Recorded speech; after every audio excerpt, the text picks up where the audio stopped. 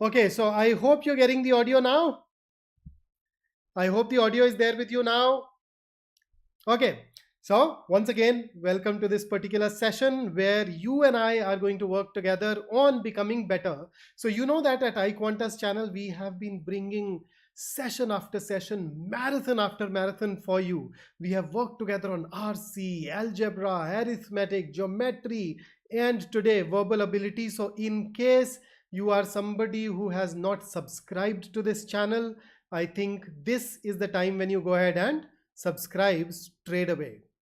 Okay, so otherwise, who knows, you might miss out on some session. Yeah, so I've chosen to call it a workshop because when I think of a workshop, it's a place where vehicles come and get repaired. uh, but then in an academic sense, when we use the word workshop, say writer's workshop, etc., it means that there'll be less of theory and more of practice, more of practical insight. So in case you get stuck with a question, in case you are not able to wrap your head around some concept, some idea that is mentioned there, make sure that you flag it to me so that I can.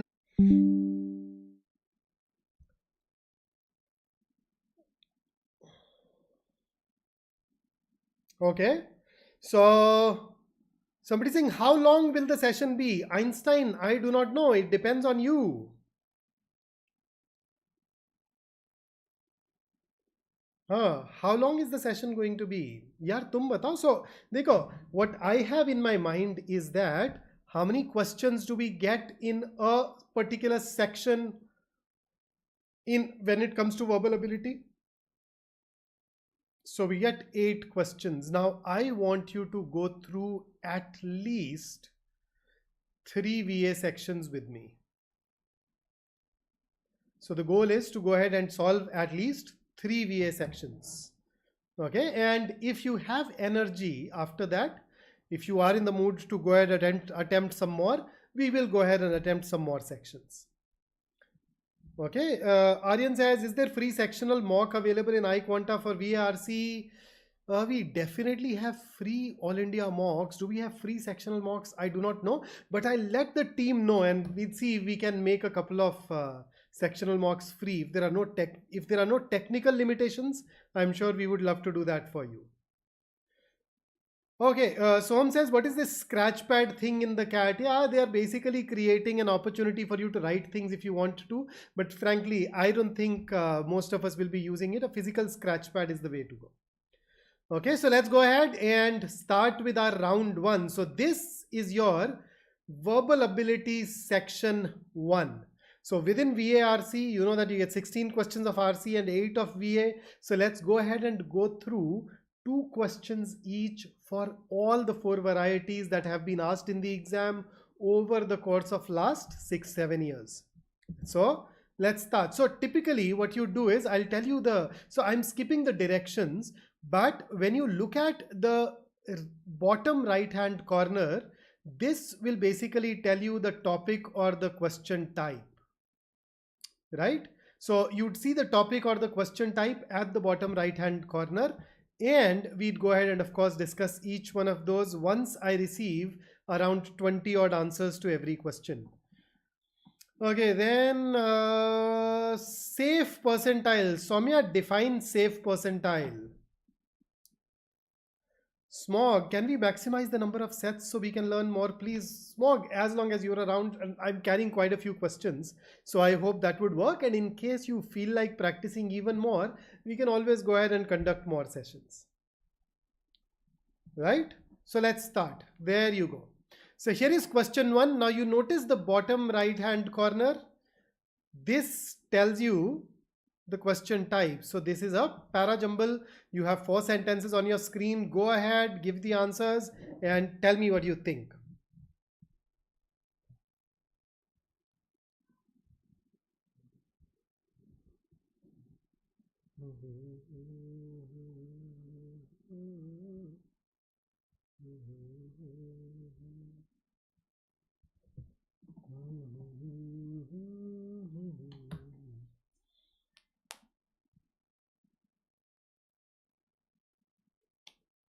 Soumya says MDI, SPJ, and I am Lucknow. Okay, so I'm assuming it is in conjunction with the previous question.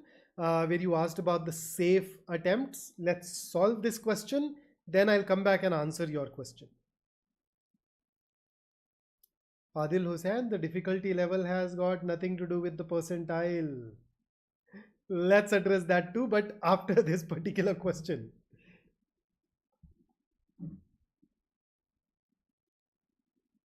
Okay, so Muskan is the first one to set the ball rolling. I have an answer from Muskan.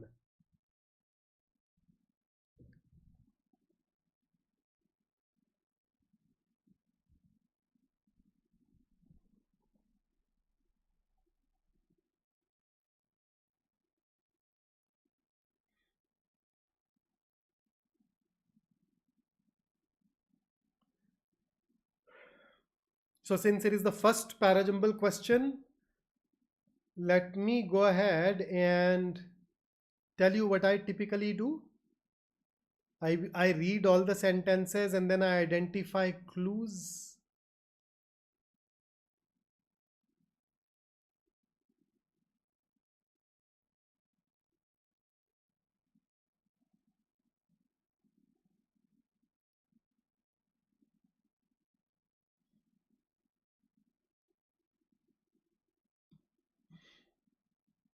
Okay, so let's begin. Let's pick up one clue, and the one clue that I'm picking up is this.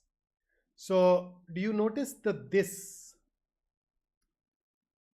Array, that becomes a little too dark. Let me erase it and let's use the pen. So when you say this flies in the face of, what is the noun for this? So when you say this flies in the face of what is widely understood to be why humans use psychedelics. So psychedelics are those substances which tinker with your brain chemistry. है ना, जो वो वाली चीजें जो थोड़ा chemical लोचा create करती हैं, they are called psychedelics. So this flies in the face of what is widely understood to be why humans use psychedelics, to hallucinate. So humans use it to hallucinate, but something else flies in the face. So this can refer to what is written in 3. This can also come after 1.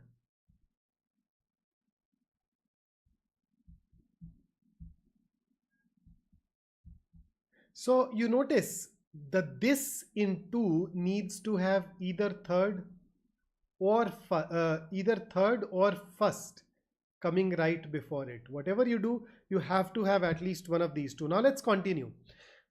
So then you have thirds as microdosing refers to consuming very small amounts of psychedelics. So can I say that the third sentence gives us the definition of microdosing?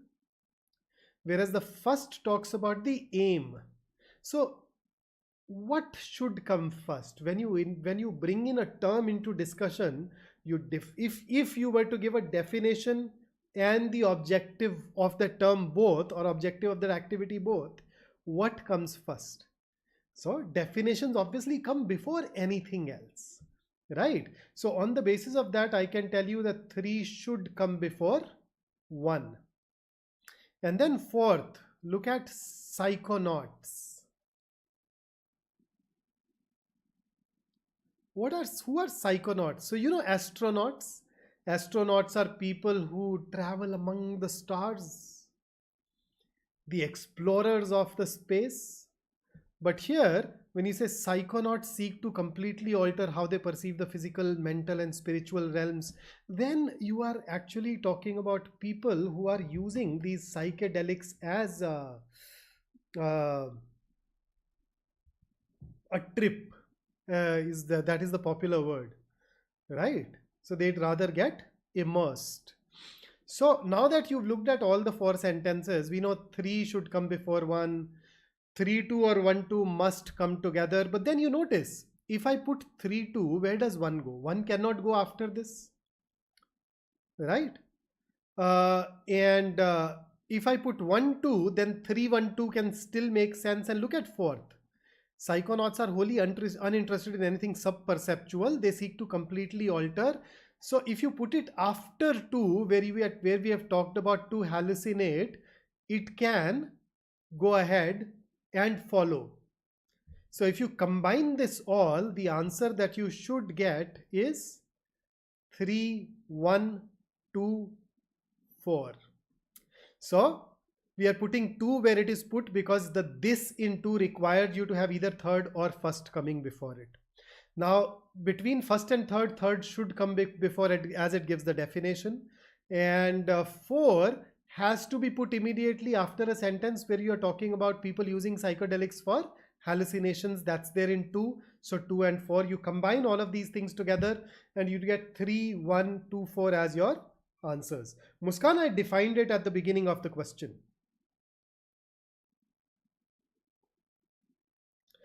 Smog, can that happen? Absolutely, that can happen. But even in the CAT exam, when the IIMs pick up sentences from different paragraphs, even then, imagine there are 2 paragraphs. There is a paragraph where you have a sentence that talks about the definition of a term, and then the next paragraph talks about the aim. You'd still have that same sequence. You'd still put definitions before you go ahead and talk about objectives of a term. And see, at the end of the day, we always, when it comes to English and when it comes to life, we are just dealing with probabilities. So here is the next question. Muskan, you need to elaborate a little more. When you say please explain fourth, can you tell me what it is that you want me to explain in fourth? Is it a word that you could not understand? Is it the sentence whose meaning is not clear? Is it the position where it goes is not clear? So make sure that you write these things in its entirety so that I can help you. Now, before I answer a couple of questions that were asked earlier, a couple of generic questions. So one comment said that, yeah, with the way the IIMs are increasing their difficulty levels, safe percentiles are difficult. Safe percentiles are a myth. Now let us see. Now imagine this thought experiment. All of us are CAT aspirants, and we somehow talk to each other and we arrive at an agreement where we say that, hey, nobody is going to mark even a single answer in the CAT exam. And everybody agrees, okay? And everybody also executes on this plan where you go to the CAT exam and you leave every single question unattempted. What is your percentile going to be then? If we do that, then everybody will get a 100 percentile. We can beat the game by staying together. Let's not attempt. But then, अरे India है boss, India में ना सारे लोगों में agreement होना है नहीं. All of us may say that, okay, we won't attempt, but then there are always going to be some smart Alex, हाँ, कुछ शाणे लोग, they'll be like, एक दो mark कराता हूँ, फिर मैं दूसरों से आगे निकल जाऊँगा. So therefore we have to attempt. But then you realize percentiles are ranks. Irrespective of the difficulty level, you would always get some percentile. And the safe percentile, the overall safe percentile, now it depends a lot on your academic background and your gender and your academic performance. Remember 10th, 12th, engineer, non-engineer, boy versus girl, lot of things, categories, etc. But assuming that you are a general category, engineering male, you are looking at 99.5 percentile plus, preferably 99.7. And assuming that you are a non-engineering female, even then you are definitely looking at 99 percentile plus. Where you've done well in 10th or reasonably well in 10th and 12th, then 99 percentile plus. So that's the kind of range that we are talking about when it comes to going ahead and getting into the top colleges.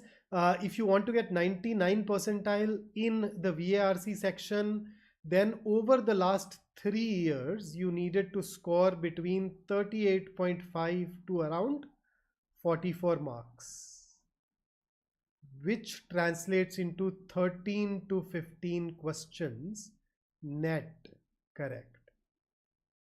And I am even talking about the process of normalization, etc. So we ignore this there, right? So that's what we are really talking about in VARC.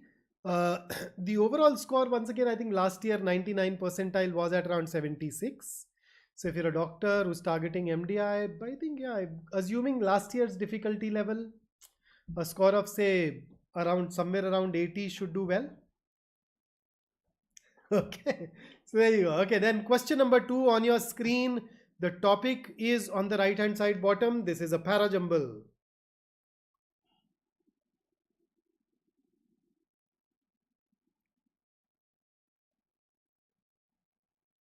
अच्छा, मैं बीच बीच में पैसे messages पढ़ के मजे लेता रहूंगा, लेकिन बोलूंगा नहीं ताकि तुम लोग क्वेश्चंस कर लो. Edwin, no such trend.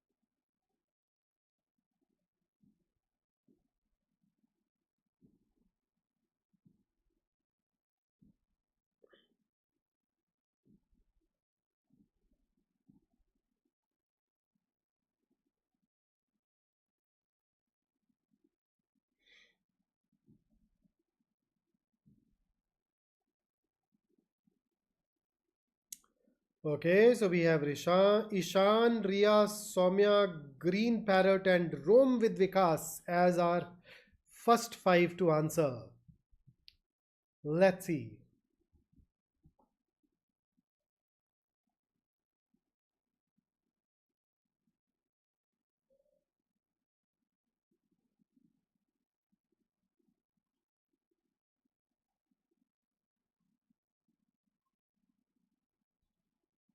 Okay, so I notice a lot. Okay, almost everybody is starting with 4. Then we have a lot of answers have 2. So a lot of us have connected 4 and 2 together. Mm-hmm.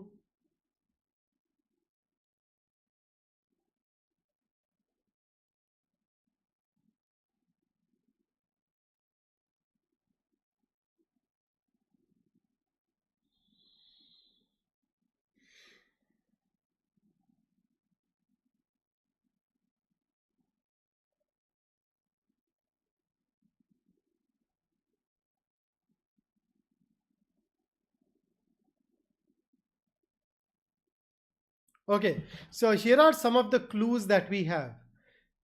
So two big, easy to spot clues here are after all and but. So these are two fairly easy to spot clues. So let us pick up these and work. So let's start with after all. Okay, let's figure out the connections that we have here. So when do we write after all? If two sentences are connecting, let's say sentence 1, then there is a second sentence that starts with after all. Then what can I say about sentence 1 and sentence 2? I can tell you that they are going to be similar in nature. They are going to be similar. Not only that, the second sentence should need to get into some sort of specific or supporting details. Come to think of it, here are two sentences. I can say, I'm just picking up the last name from the chat right now, Aditya Bansal. Okay, so yeah, Aditya Bansal is my best friend. After all, he is the one who always reaches first whenever I need help. So you notice. So now that we know what after all does, after all it is conflict and compromise that make up coalitions, you know the kind of idea that you need right before it. Does sentence 2 give you that idea? It does not. Does sentence 3 give you that idea? Parties are meant to mediate, not manage conflict that make up the coalition. Yes. Does fourth give you that idea? No. On the basis of this, we can say that if we want to justify the use of after all, 3 and 1 must be put together.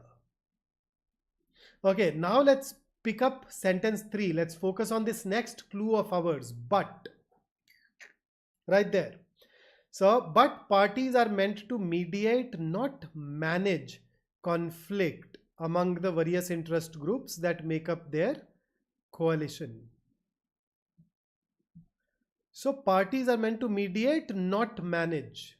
So right before, what kind of idea do you require? You need this idea that parties are meant to manage, not mediate. That's going to be the opposite, right? Parties are supposed to manage, not mediate, but parties are meant to mediate, not manage. So which of these other sentences? So one anyway is after. Now you're left with 2 and 4.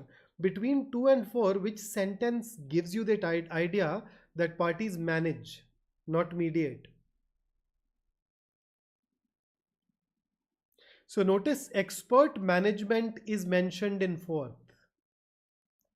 In the liberal imagination, politics, like so much else, became a matter of expert management. But parties are meant to mediate, not manage. Now, this management in 4 contrasts with the idea, but the problem with 4th is that in 4th, I'm not getting the idea of a party yet. It gives me the contrast for manage, not manage. It gives me that manage, not manage contrast. But 4th is not mentioning any party. So I somehow need to introduce a party as well. And in order to do that, you know that you need to put second before so that you also get the party.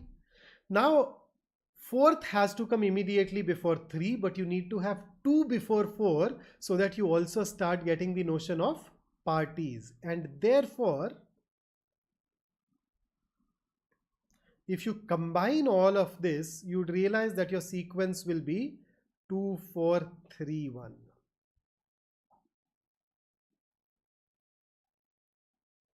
Even otherwise, if you look at it in purely from the perspective of ideas, look at 4th.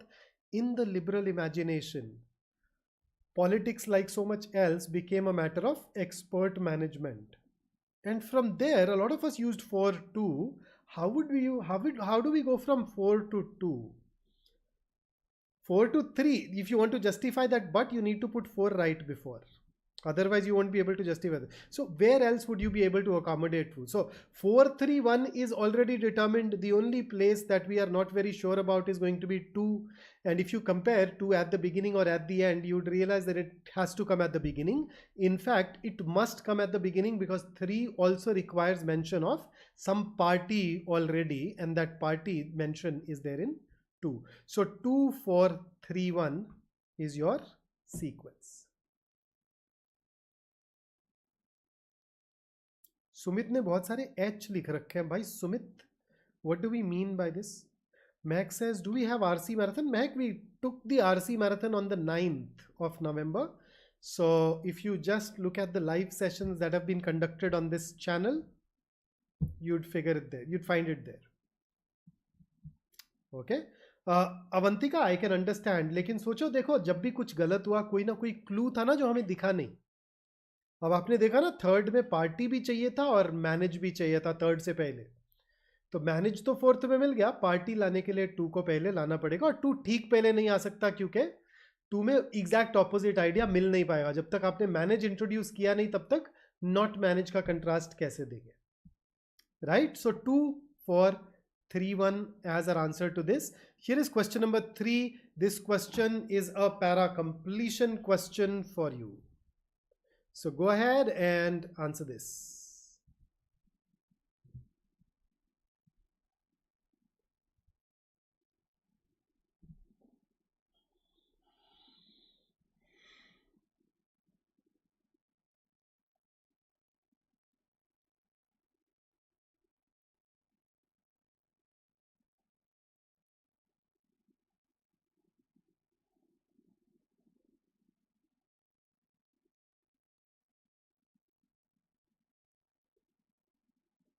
Aditya, I never offer reasons for why a sentence should be starting. I just look at the relationships, and on the basis of those relationships, I figure out sequences between or among sentences.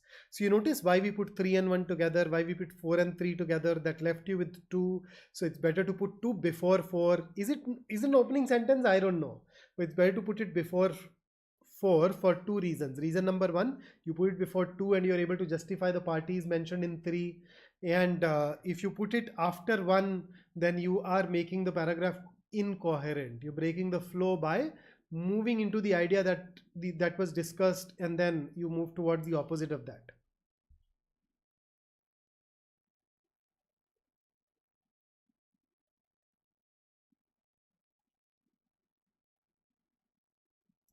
Rizwanuddin, I'm deliberately not answering your question. 15 दिन पहले पूछने वाला सवाल थोड़ी है यार ये.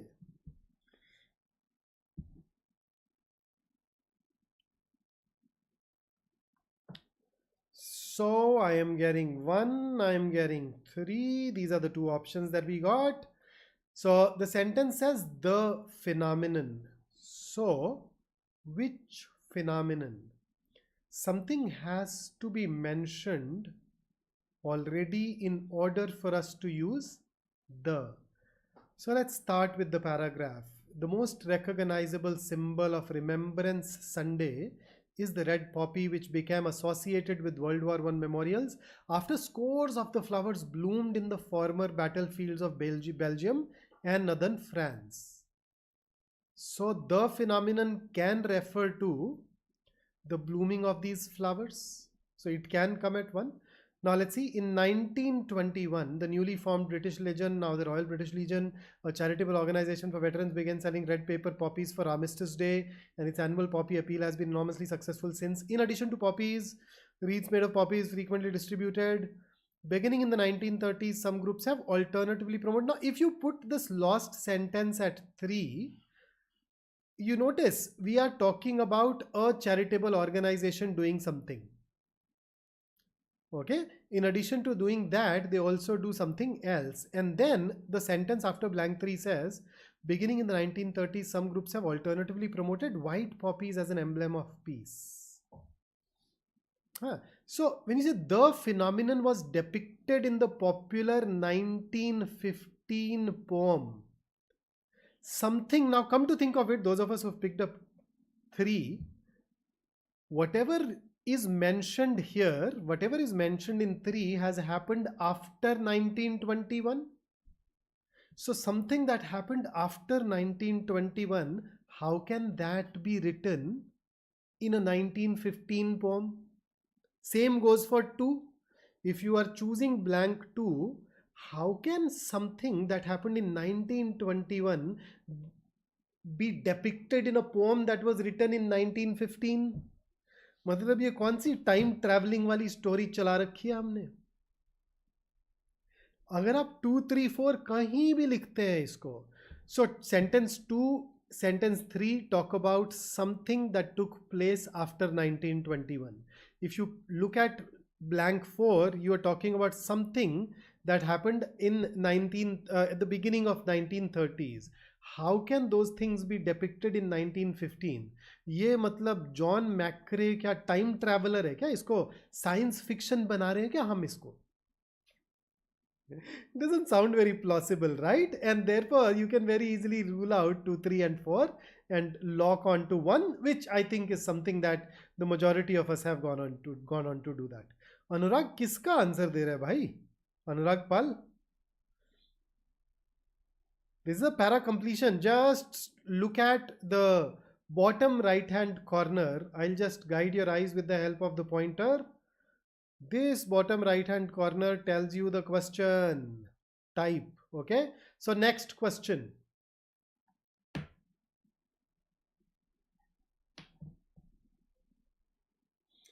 देख लेते हैं मनीष, वो भी देख लेते हैं.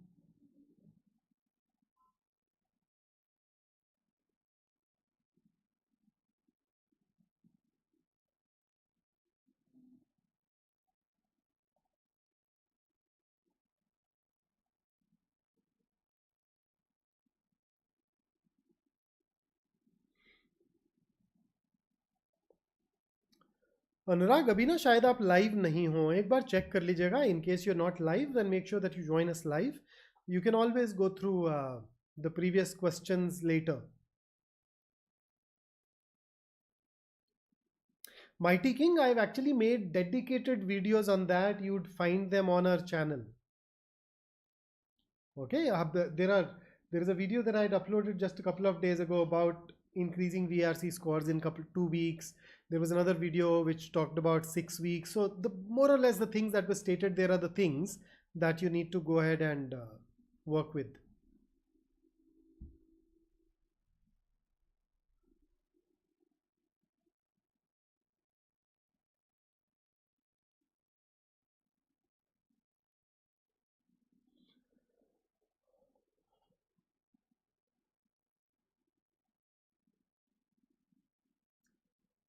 Shubhankar, I find it useful to start with the paragraph.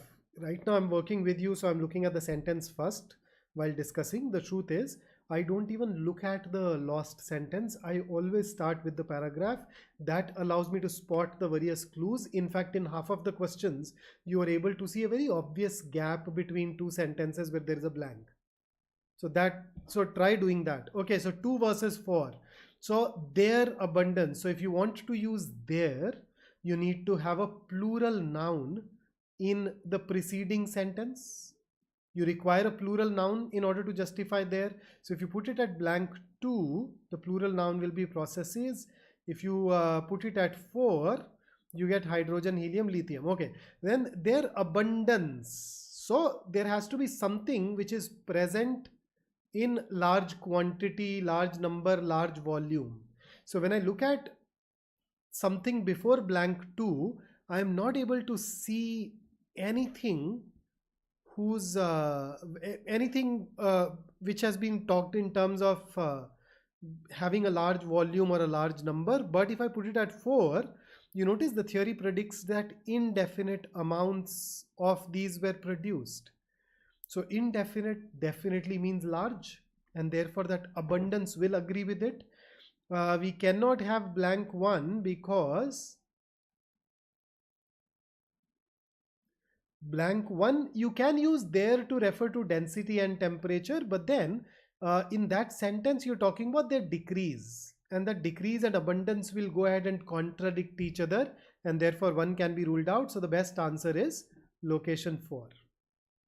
Okay, so that's question number 4. Question number 5. Now this is a paragraph odd one out. I'll write it here as well. So there's a paragraph odd one out. I will use the triple O to refer to odd one outs.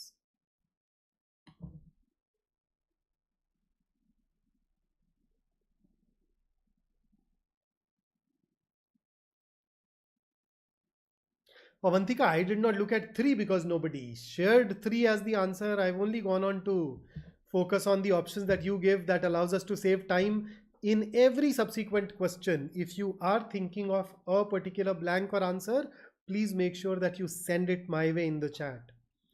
तभी फिर I'll consider it. नहीं तो फिर तो time बचाएंगे ना. If something that everybody has ruled out, we'd go do that. Okay.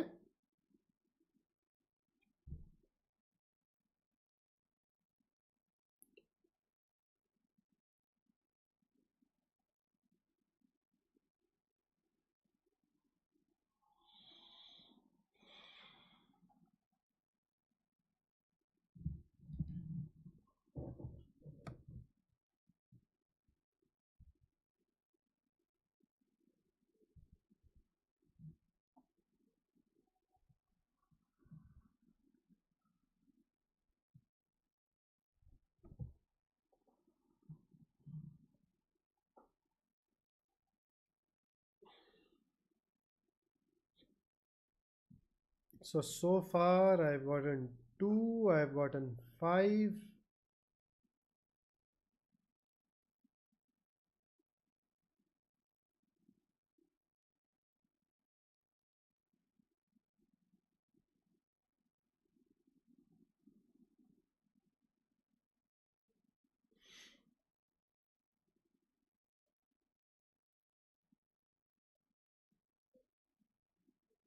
Okay, so 2 versus 5. All right, so first you might picture a group of folks brainstorming and shouting out ideas, yet there are many different aspects of the creative process, from figuring out the best problem to solve to selecting the best potential solution. Okay, second, someone might have a terrific idea but have no clue how to execute it. Third, some people hate brainstorming or the idea generation process in general to the point that they feel anxious.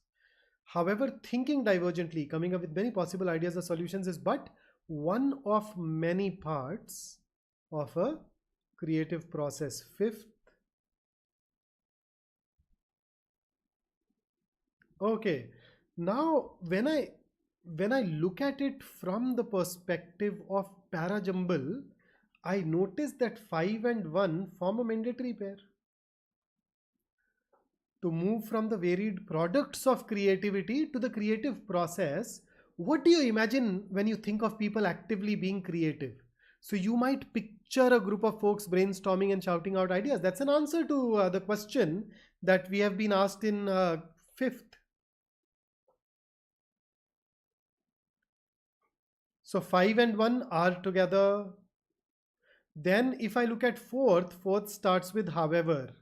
If I get a sentence that gives me the contrast for fourth, that can make my life easy. So thinking divergently is but one of many parts of a creative process.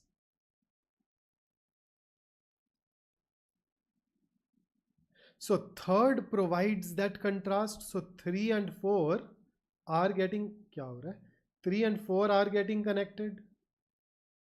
5 and 1 are getting connected. That leaves us with second. And even in terms of ideas, the other 4 sentences are talking about the process of creativity and what all it involves. Look at second carefully. It is not talking about creativity. It is talking about execution. Even in terms of theme, it is different from the other 4.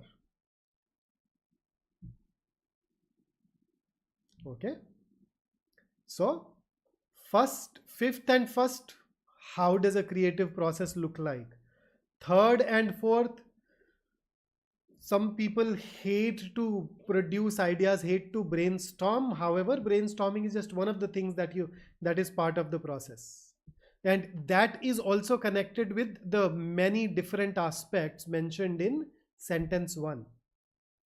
So everything else is about creative process, brains, and different aspects of it. Second is about not the creative process, but the execution. So whichever way you look at it, you treat it as a para-jumble, you'd find 2 mandatory pairs, 5 and 1, 3 and 4. So you'd be able to rule those 4 out and be left with 2 if you go by the ideas. The others are about creative process and its aspect. Second is about the execution. So our answer here should be second. Next question. Muskan, absolutely, that's a legit way of attempting it.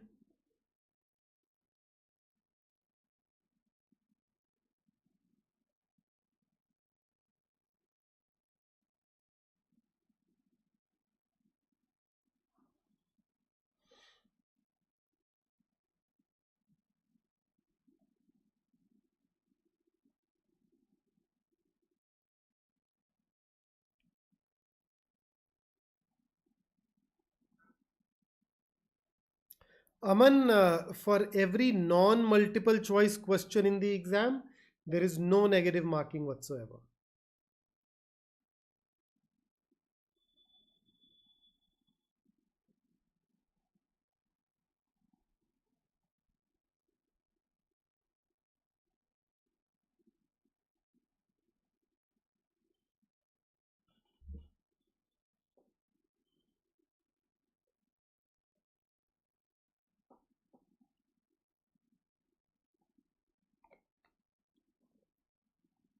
Your reminder to stay hydrated.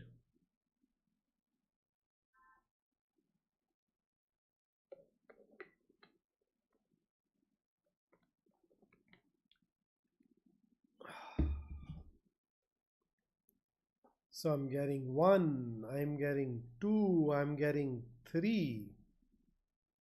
I've gotten 4.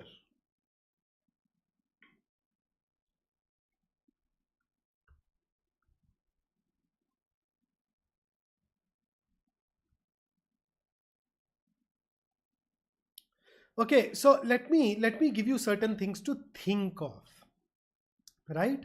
So let's focus on this. When you say this has to mean going back, is there a noun that we can find for the pronoun here?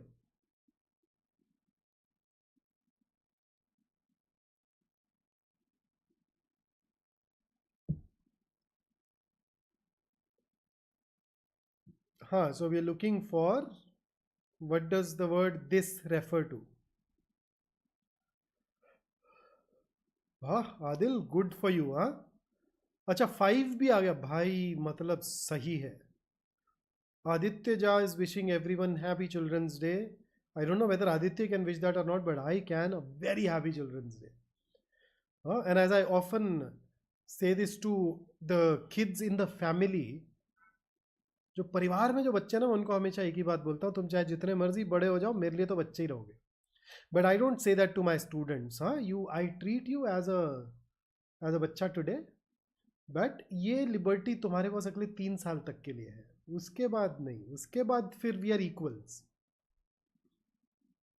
Okay, this has to mean going back to the failed 2014 Minsk and 22 Istanbul agreements.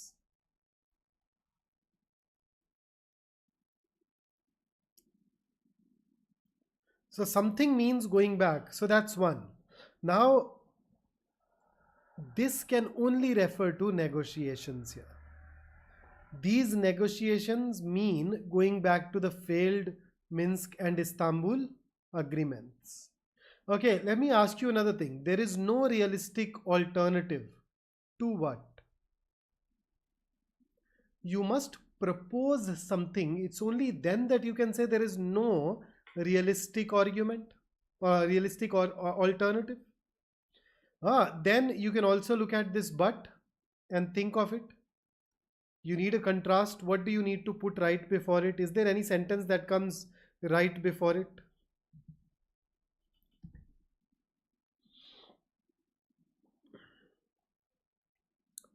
Muskan, the marital status has got nothing to do with it.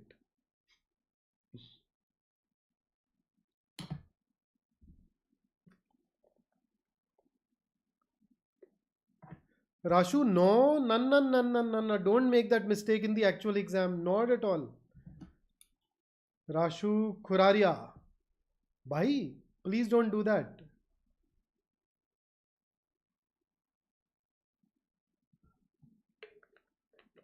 That cannot be the only thing that you base it on. So absolutely yes. Avivartha Krishna, 2 and 5. Ending the Ukraine war is a choice that lies with the US, without whose support Ukraine collapses. But the end must come with negotiations. So now, had I not found a sentence to put before 5, then yes, 5 can be at the beginning of the paragraph. Maybe it is also the odd one out. But here, because I have a corresponding sentence, 2 and 5 are getting linked together. If these are getting linked together, we can rule out these two options.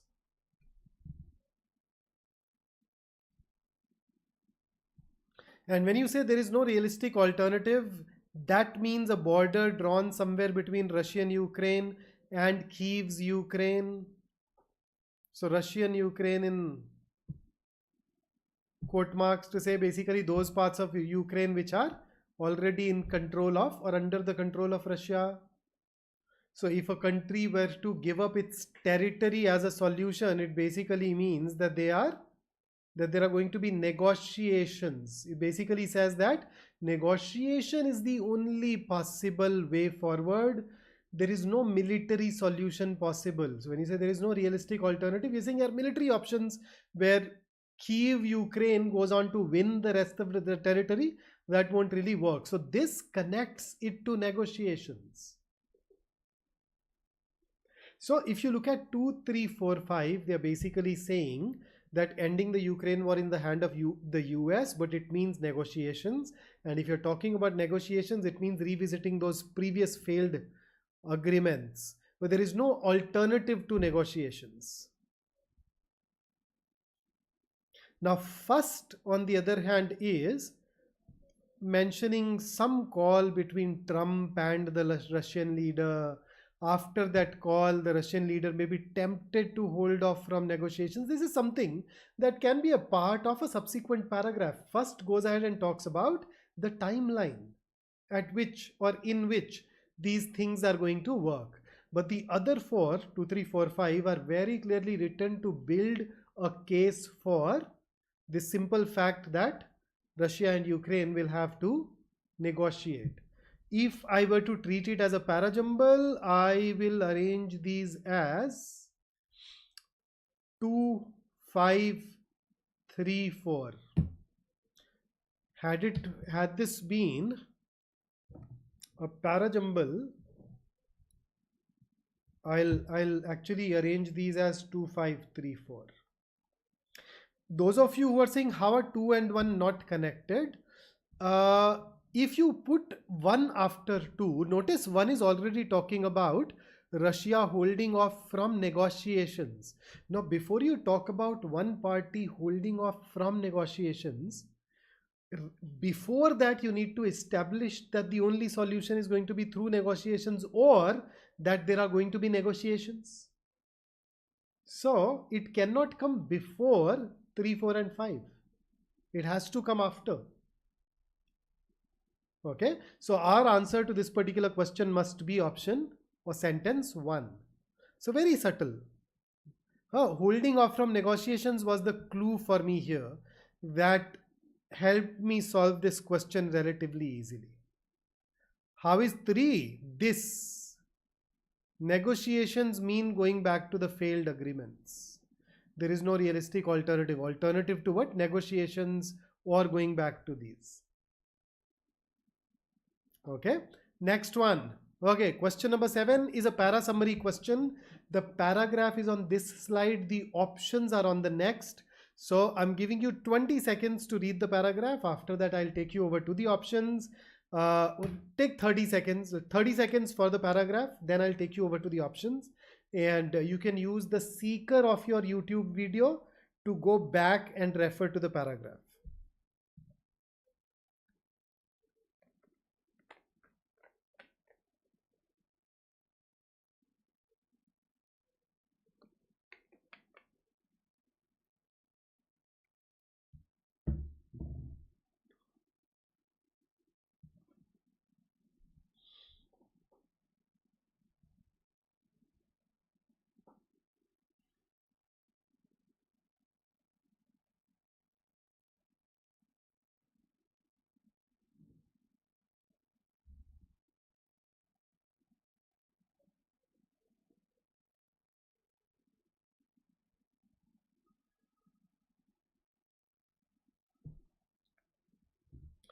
All right, so here are the options.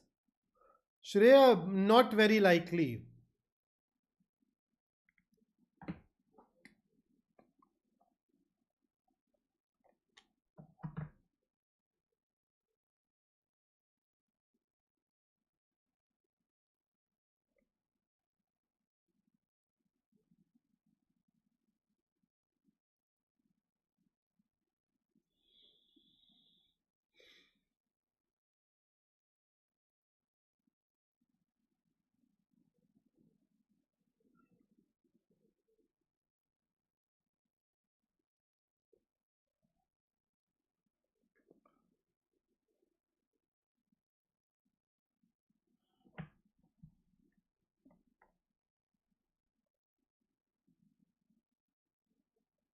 No, Khushi, that won't have any impact.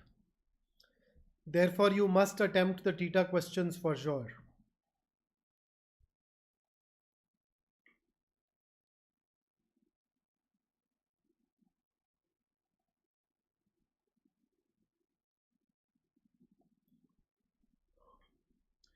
And we have picked up all the 4.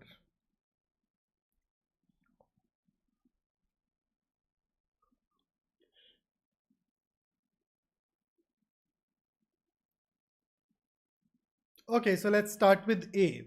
Being skeptical has its demerits at both personal and systemic levels. It can make you risk averse and can make you hold people under suspicion.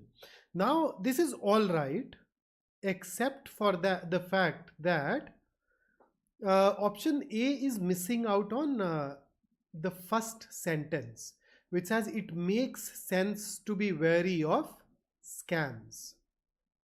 Then it transitions into, but there are costs to excessive skepticism.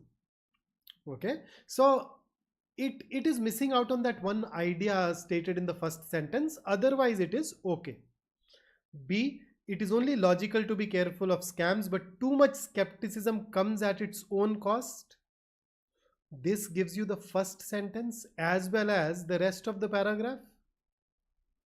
The only difference between A and B is that A elaborates upon the costs, but hey, it is a summary. In a summary, if an answer choice does not elaborate, it is okay. So when I compare A and B, B is better than A because it captures more of the paragraph. So let's rule out A. C, distrust can be dangerous as it encourages avoidance of risks and cooperation at the personal level and weakens trust and solid. So once again, you notice in C, we are missing out on the first part, which says that there are situations where it is okay to not trust. So between B and C, C is still better. D, being overly cautious about scams can result in missed personal and social opportunities as it leads to excessive skepticism and lack of trust. So two problems. Problem number one, deletion, misses out on the first sentence. Problem number two, is the rest of the paragraph talking about being overly cautious about scams results in these things? Or is it being overly cautious in general that leads to these things?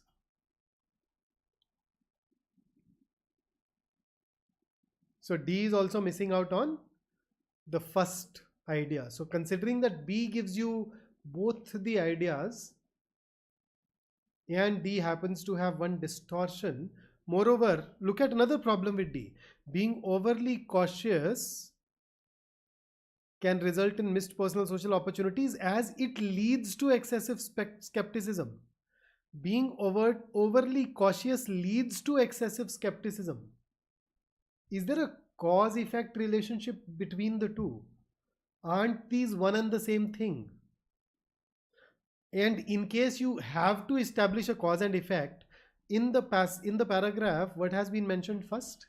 Excessive skepticism or being overly cautious? So there is no causal relationship established. So D actually has a couple of extra problems and therefore can be eliminated. The best option here will be B. And with that, let me take you over to your next question. Here is question number 8.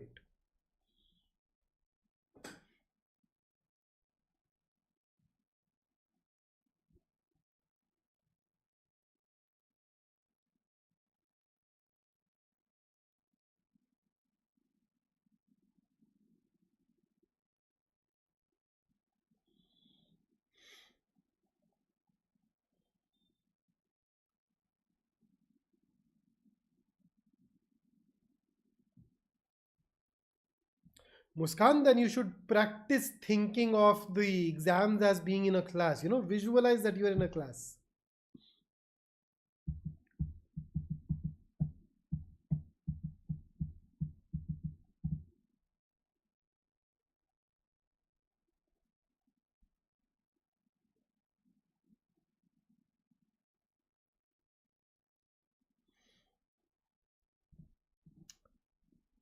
Okay, so here are the options for you. You can always use the seeker to go back to the paragraph.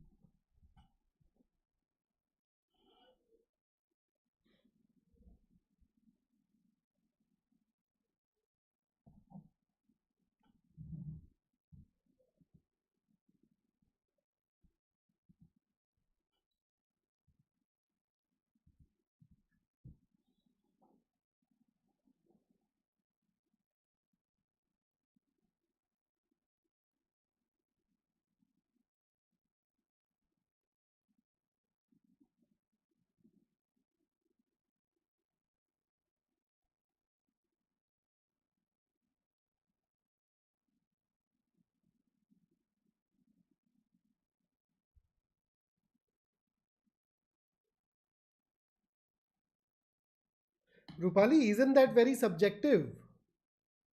You noticed there is hardly a question where there is a consensus. In fact, so far, and we are on just our 8th question, in the previous 7, there have been 2 questions where we practically ended up getting every conceivable answer choice picked by people. So ये थोड़ा subjective हो जाएगा.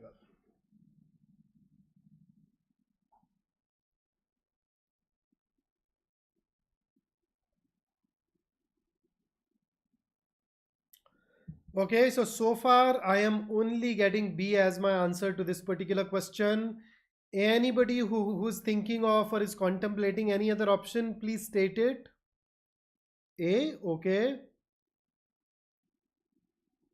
Any other answer choice?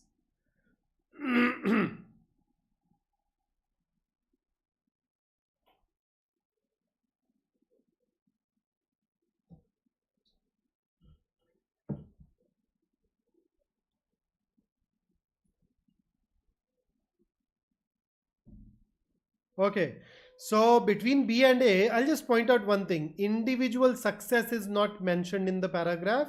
This is an addition, bringing in something new. And therefore A can be eliminated and we can pick up B. I also notice a C which has just popped up on my screen. Let's look at C as well. Career success is not mentioned in the paragraph. So in the moment you see an addition, you know that the option has to be wrong. Whereas D is contradicting the paragraph, and I'm sure we can go ahead and rule that out. B is absolutely all right. Anurag, that's some confidence there. So that takes care of our first section. So before I take you over to the next section, let's take a breather and answer a couple of questions. There are some people who are saying that they are not able to get the questions right in the exam. They get the questions right in practice. So this is one question that I've seen multiple times. So let me tell you something special. You notice that 2 people who are equally well prepared can end up getting different scores, different percentiles. Why? Because there are 2 more factors that you need to bring into play. The first factor is time management. So time management involves things like speed, things like question selection, things like putting hard deadlines and moving over to the questions, using the reviews wisely. And the other thing is your ability to handle pressure. Now, whenever you attempt something at home and you attempt it in the actual exam situation, typically I will see a difference of 1, maybe 2 questions. So there are a couple of questions that you would otherwise get right when you are at home. When you go to the exam, you may struggle in those questions. But if it goes beyond that, it is a very clear indicator that we need to work on this. Now, how do you work on this? Different people will have different strategies, different takes. Anybody who would like to offer a suggestion on what he is doing in order to handle pressure? So can you tell us, in case you're working on this, what is it that you do? And then maybe we can benefit from it. Until then, until you type in and share your answers, I'll tell you what elite athletes do. So there are a lot of athletes who use visualization. So their visualization involves, whenever they step out to the field, they spend some time alone priming themselves up for success, where they visualize things going well for them. They visualize that if I get this sort of thing, this is exactly what I'll do. So they basically have a pre-match ritual. So about time that you start your pre-exam ritual.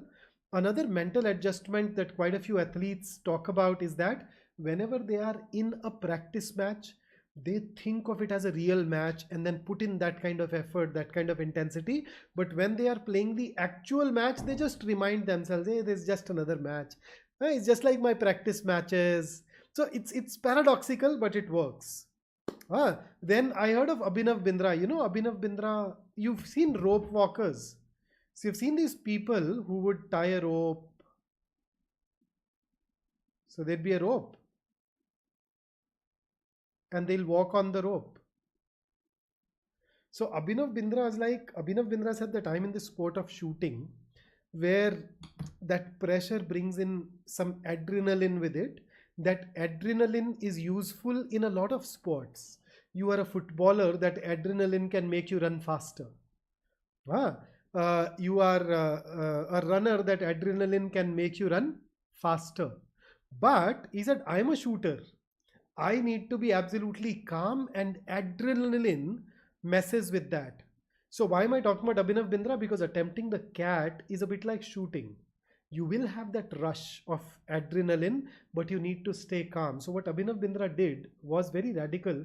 He set up a rope in his backyard, some 6-8 inches above the ground, not 10 feet above the ground, some 6-8 inches above the ground, where he said that I'm training myself to walk on this rope, where I go in the middle.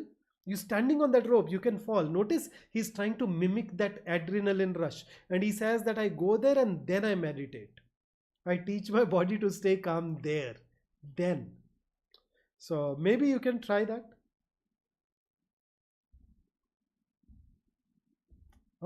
And please make sure that you do reach your venue before time. Reaching at the last minute can at times affect our composure. Nikhil has mentioned deep breathing.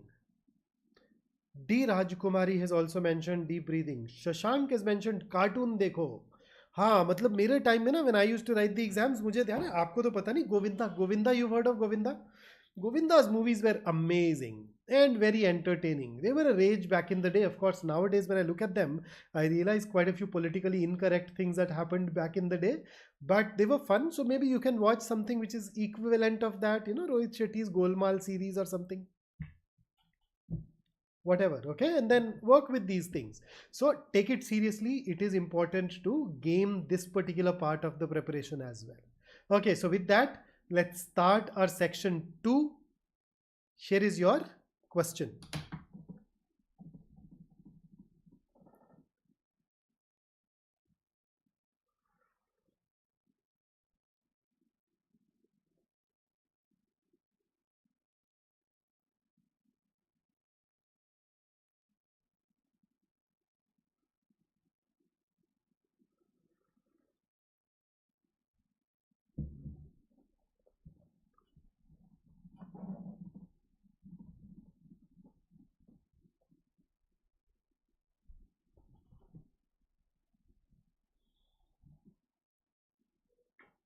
And this is your reminder to get some tea or coffee or whatever your favorite poison is for the session.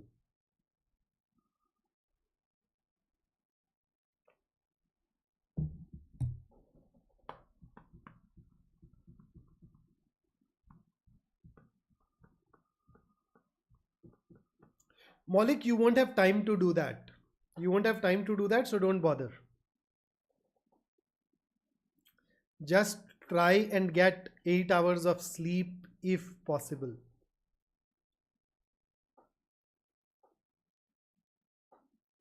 But as I said, you won't have time. If you can do something during your commute, maybe read a bit or whatever, do that. Why not? So in your commute, if you can end up attempting a passage or two, reading a bit, be my guest.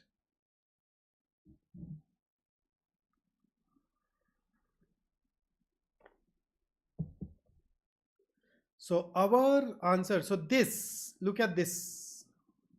Look at the this in sentence 3. This is in large part because the COVID-19 pandemic accelerated a decade-long trend toward digital ticketing.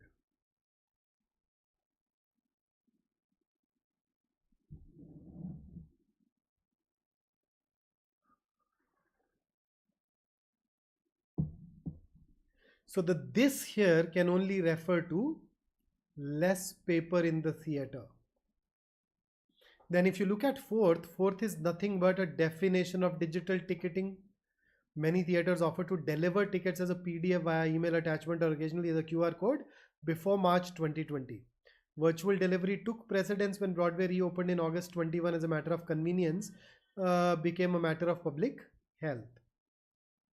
So, and this even now, after mask and vaccine card protocols have abated, requires the mention of COVID-19 beforehand.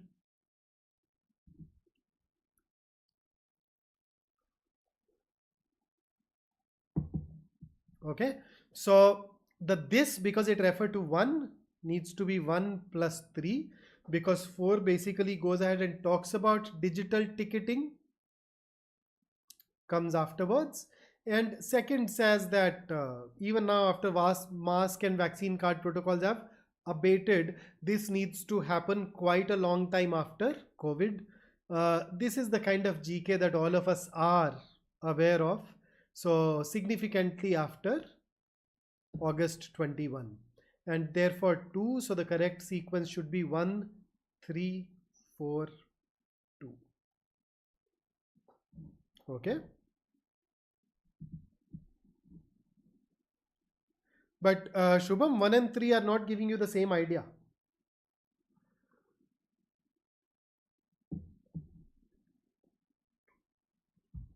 One is very clearly mentioning less paper. Okay, next. Question number 10, go ahead and give it a shot. Another para-jumble for you. You can always look at the bottom right hand corner to figure out the topic.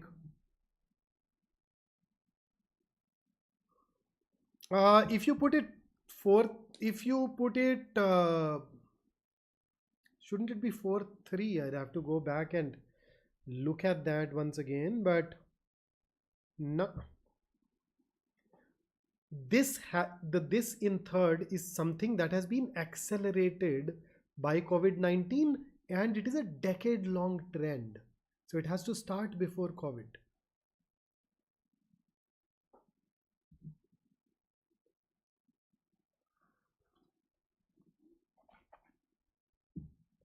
If you're putting 4-3, what exact thing are you referring to with the help of the this that is stated in 9th? Think along those lines and you'll find your answer.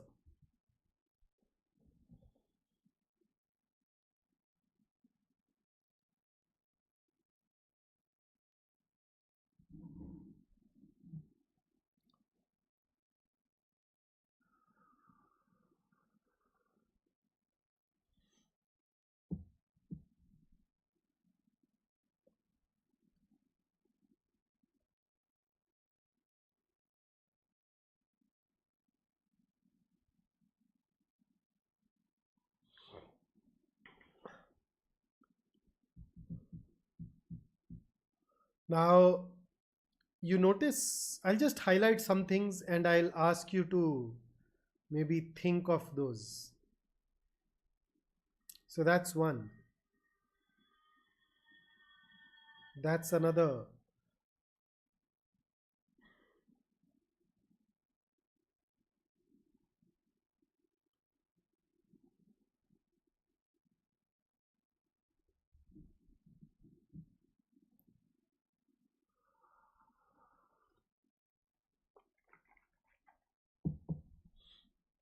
So I've highlighted some parts which unlock the secrets of this jumbled mess.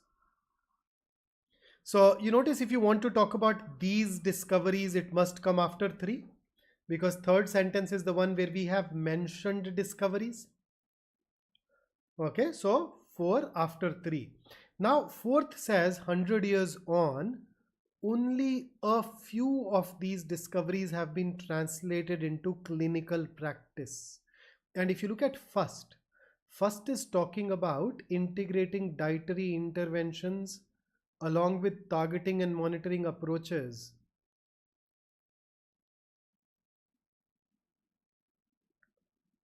into existing cancer therapy.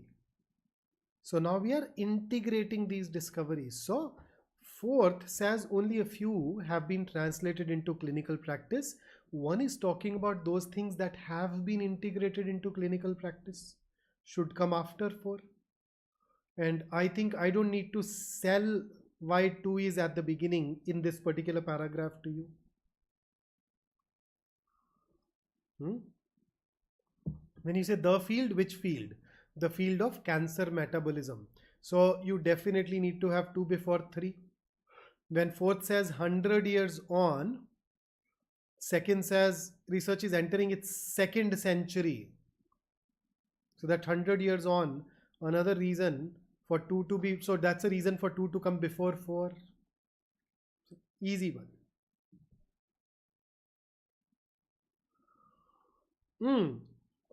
I noticed this issue of 1-4 versus 4-1 in the options. One is talking about those things. So one is talking about things that have been integrated into existing career therapy in terms of ideas. And fourth is saying that only a few of these have been integrated. So if you go from 1 to 4, you are moving from a positive sentence to a negative sentence. How will you manage that contrast? That's point number 1. Point number 2, if you are writing 1 and then 4, if this is the pair that you formed, then these discoveries, in first, what refers to these discoveries? In first, we have nothing that can be termed as these discoveries. These discoveries are there only in third, so you need to have third and fourth coming in together.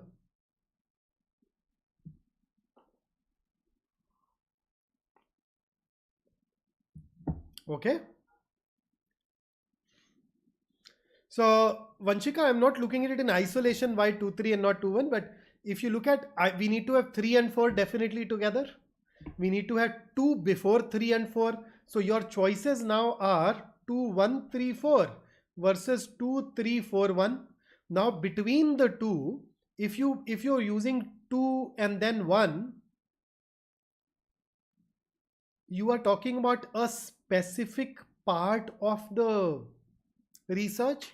And in third, you are saying the field has seen progress in understanding a lot of different things. So won't make much sense.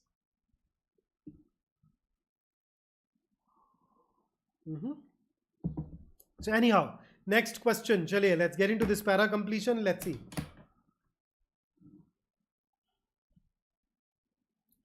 Arham, you don't need to connect everything perfectly. You just need to look for the best possible place. All the sentences may not be perfectly coherent. You're looking for. So when you say how does it connect? In terms of idea, it talks about those things that have been, one of those things that has been implemented.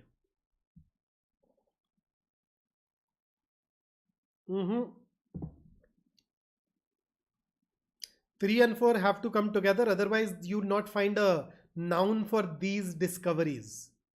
Put anything else before 4, you'd not find a noun for these discoveries.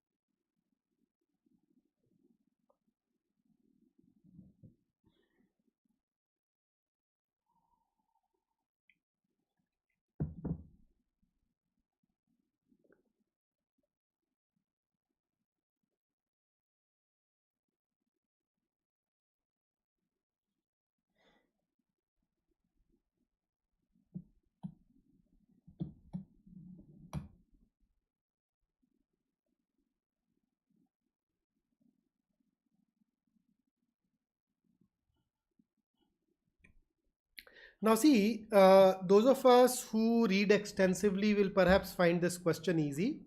The rest of us may struggle. Now see, it cannot be 1 and 2. Why can't it be 1? Look at, say, he arrived at the party wearing a blazer over a black t-shirt. He sported one of those fancy new age haircuts and wore jeans that revealed nearly half his legs. So both of these sentences are basically giving you his physical description, whereas your lost sentence is moving more towards ideology. So first is ruled out. Why am I ruling out second? Look at the sentence after blank 2. It says, I instantly knew. So if you put in these details of the lost sentence, you'll not be able to justify the use of the term instantly. Moreover, look at the next part too, the ripped jeans revolutionary.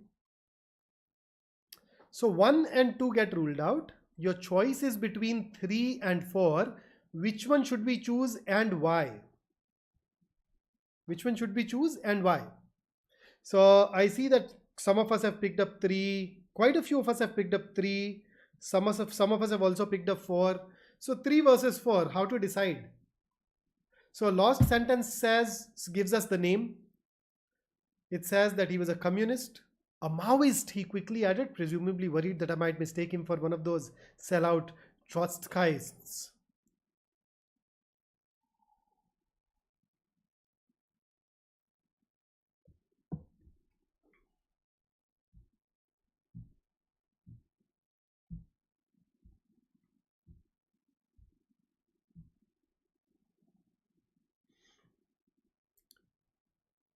Because see, frankly, even if you omit this sentence, this paragraph is all right.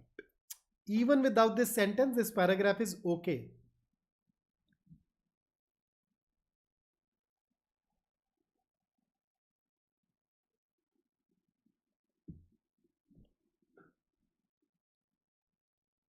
अरे यार, हम अभी तक 2 सवाल ऐसे हैं जिनमें majority गलत निकली है. ऐसे तो कर नहीं सकते ना, डेमोक्रेसी थोड़ी चल रही है, डिक्टेटरशिप चलती है कैट में.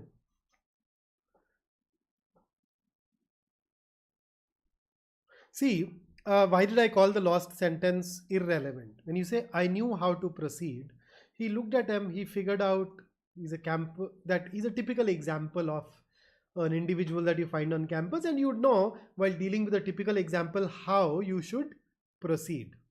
So whatever, so he's getting that idea. Now, if you add the lost sentence here, that merely makes that notion even firmer.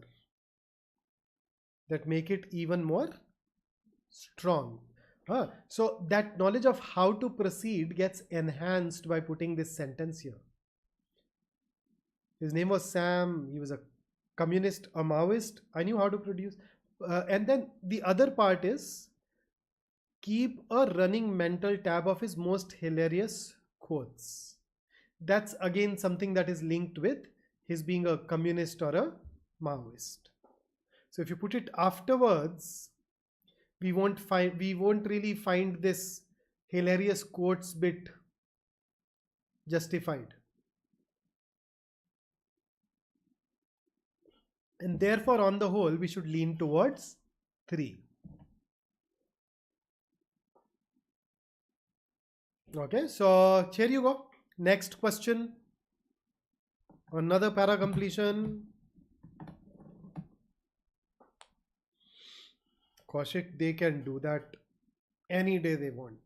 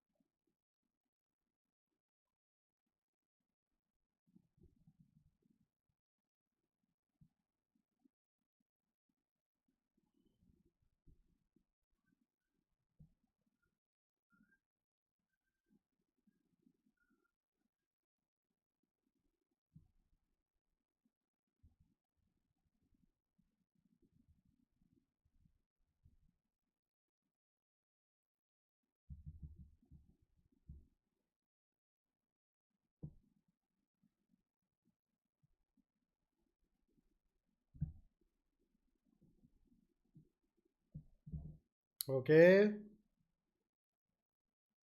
ये थोड़ा आसान हो गया यार, है ना? क्लूज थोड़े ज्यादा दे दिए इसमें.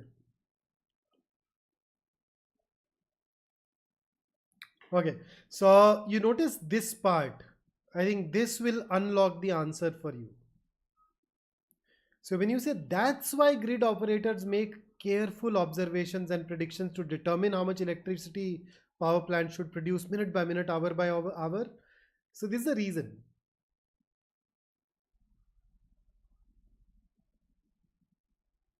So this requires the lost sentence to be put right before it.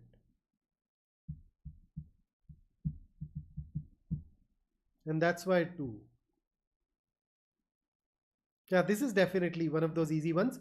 Now, the thing with para completions is that in the last 3 years of their existence, this is a trend with them. Typically, one question is easy and the other one can be moderate to difficult. So I'm just trying to keep that kind of distribution going in my questions today.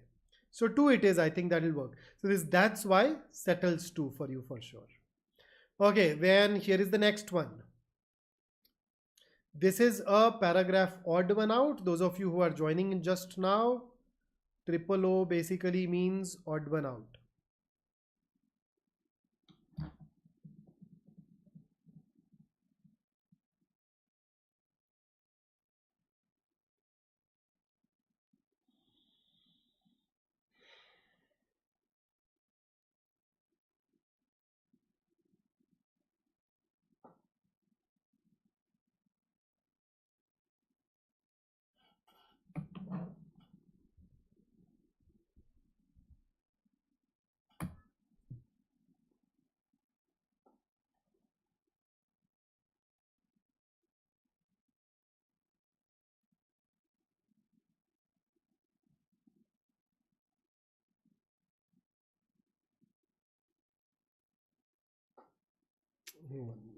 There's a grammatical issue here.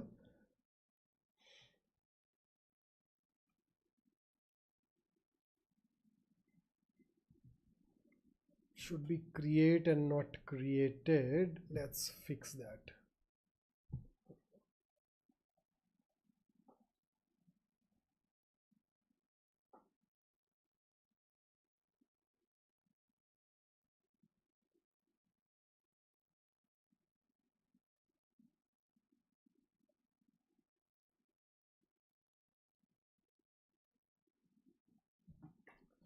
Okay, so we're getting 3, we're getting 4, we're getting 5.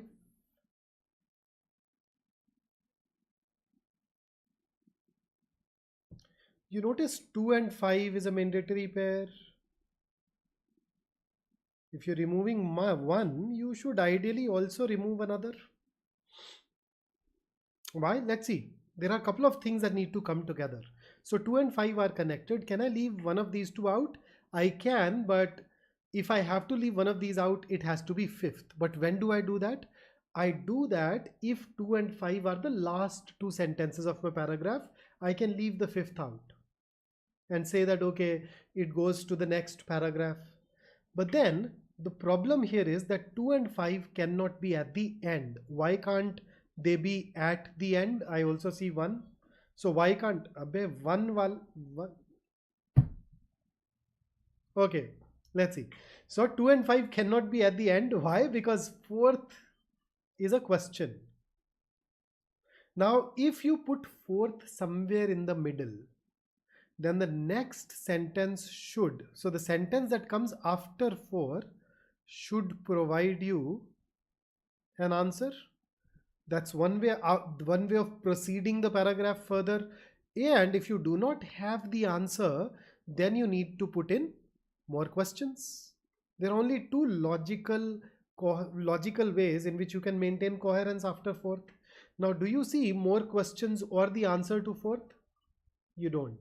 It tells you that if I need to include fourth, it has to be at the very end, right? So if there are just 4 sentences that I put in, fourth has to be here. But then, since fourth cannot be anywhere else, and we can remove only one sentence, they can't be 2 and 5 because they are forming a mandatory pair. And if you retain 2 and 5, when you say the mysterious mummy, then that mummy is mentioned in first.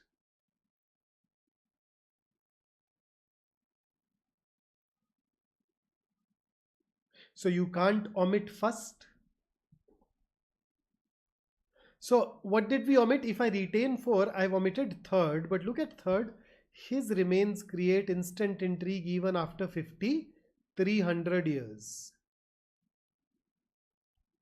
But then this his and remains is connecting itself to first. So I see that connection between 1 and 3. I've already established a connection between 2 and 5. So if I were to think of it as a para-jumble, I would like to arrange these as 1, 3, 2, 5, 4.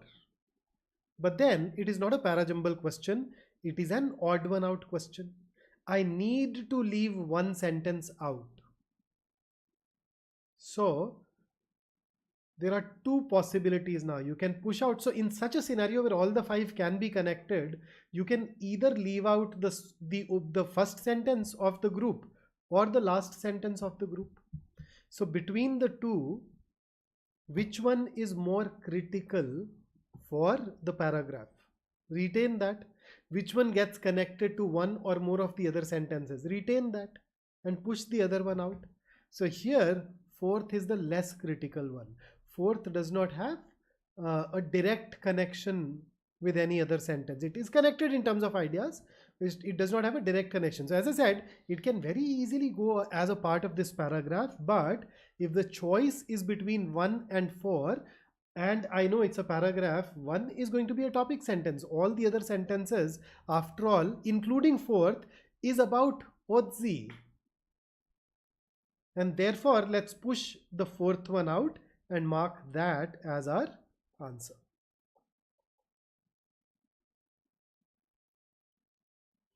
Gokul, as I said, is fourth connected? Yes, but if you put it anywhere, why am I putting it at the end? Because if you put it in the middle, it requires either an answer to the question or some more questions. Because we don't have that, it has to be the last sentence of the paragraph. So, and first has to be the beginning of the paragraph. So now choice is remove 1 or remove 4. Between the two, which one will you remove?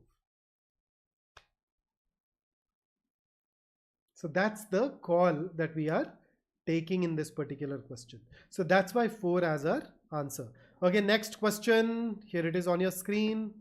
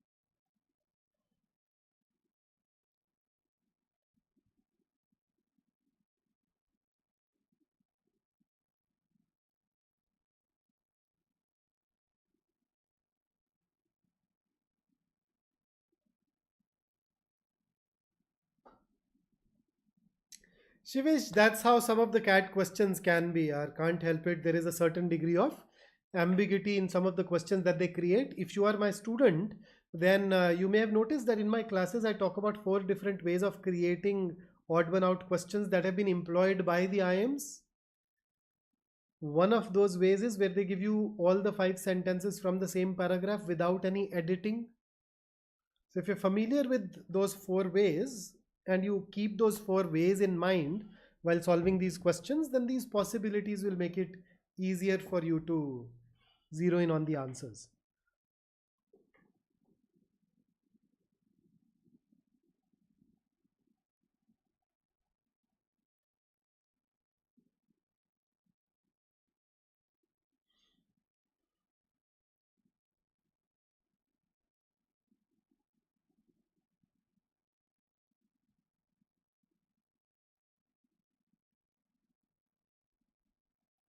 Okay, loads and loads of answers. So how should I go about it? I've looked at it as a para-jumble. I've looked at it as, so I initially, when I start looking at odd one out questions, I read all the sentences and I see what is the theme that four of them can belong to and one does not. That method did not work, not on this question. So when that did not work, I started treating it as a para-jumble. I said, let's start connecting the sentences. So I noticed that second gives me the definition of deja vu, along with this fact that it has confounded us, it has confused us for hundreds of years. And then I noticed that, okay, something that confuses us for hundreds of years, that is where people can try to get to the bottom of the phenomenon. The phenomenon is deja vu. So deja vu is confusing. A lot of people tried to get to the bottom of the phenomenon. A lot of people try to figure out why we experience it. What is it all about? And then logically, in terms of the flow of ideas, people will start looking for answers first. And it is only then that you will start getting the answers. And therefore, so far, what is the connection that I've established? I've talked about 2 and 4. I've talked about 4 and 3. So third talks about potential explanations, and then fifth, research emerging from my lab and others suggests. So this is one more explanation. So third gives you potential explanations. Fifth gives you the authors or the, I'll write it up here, the authors or the author's team's explanation. So that's fifth for you. So I am able to connect 2, 4, 3 and 5. Now what does first do? First says perhaps deja vu grabs attention and pulls it inward toward a search of memory for potentially relevant information. Can it, once again, just like the previous question, can it be a part of this paragraph? It can. But if you were to put it anywhere, it has to come after fifth. It cannot come before fifth. And that basically means that the choice once again is leave out the first or the last, leave out 2 or 1, and once again, just like the previous question, 2 gives you the topic sentence. 2 introduces the topic of deja vu to you, whereas first just extends that part about explanations and therefore is less critical, and that is why we should go ahead and choose 1 as our answer here. So 2, 4, 3, 5, they form a paragraph. If first were to be put in, it has to come after fifth. So that's why we are leaving it out. So I hope this idea gets reinforced through the question now. Right? So here is the next one. 15th, para summary. Look at the bottom. Read the paragraph. You have 30 seconds for it, and then I'll take you over to the answer choices.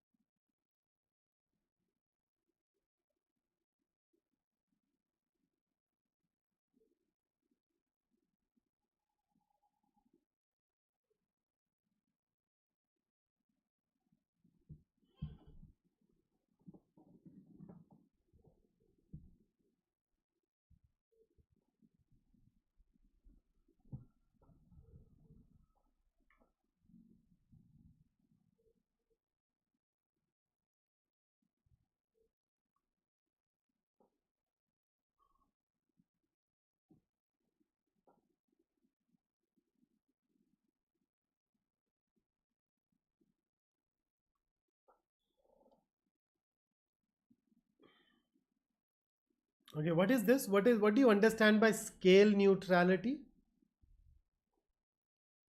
Yes, Malik, in some of these questions, that's the hard call that we need to take.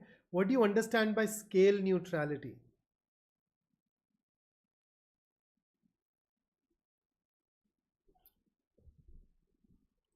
So when you say agriculture is scale neutral, it means that if all the other things remain the same, one small piece of land gives you the same proportion, not same output, same proportion of output as a large plot of land. Huh? So in other words, when the productivity of the land is not dependent on the size of the land used for cultivation, this means that a small plot of land will produce the same proportion of output as a large plot of land. Or in other words, let's say that I have a plot of land whose area is X, and I produce 100 kilos of wheat in a year. And you have a plot of land whose area is 3x, then you are going to produce 300 kilos of wheat. It is not that because you have 3 times the land, your productivity also increases. It's not that you'd start producing 400 kilos, 500 kilos or whatever. Okay. So I hope that helps you understand the paragraph. Giving you 10 seconds to quickly refresh the memory before we move over to the options.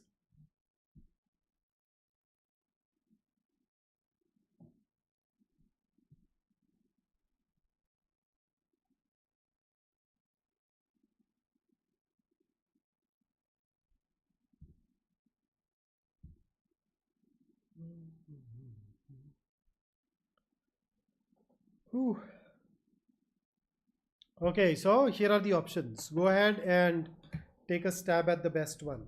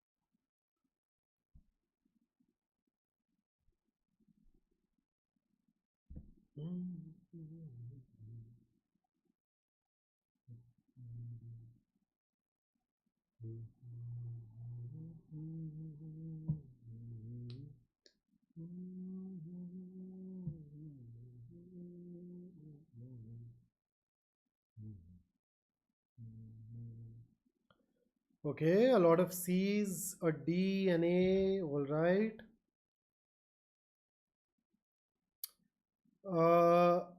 In case you are contemplating option A, check for this. Does the paragraph mention personal experiences of agriculture scientists?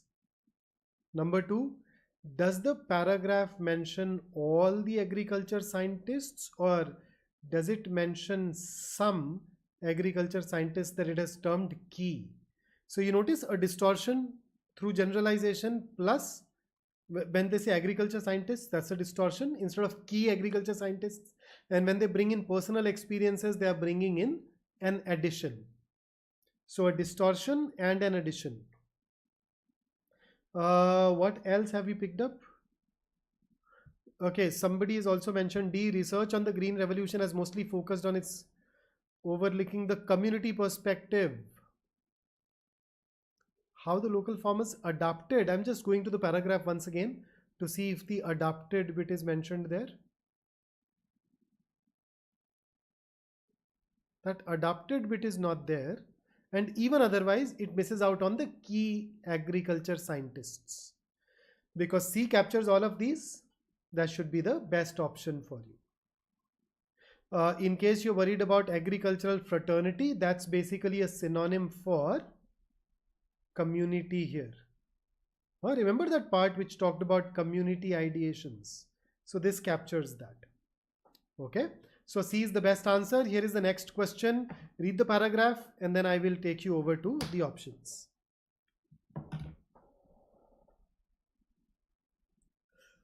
Oh, Art Deco, style modern, the French artistic movement.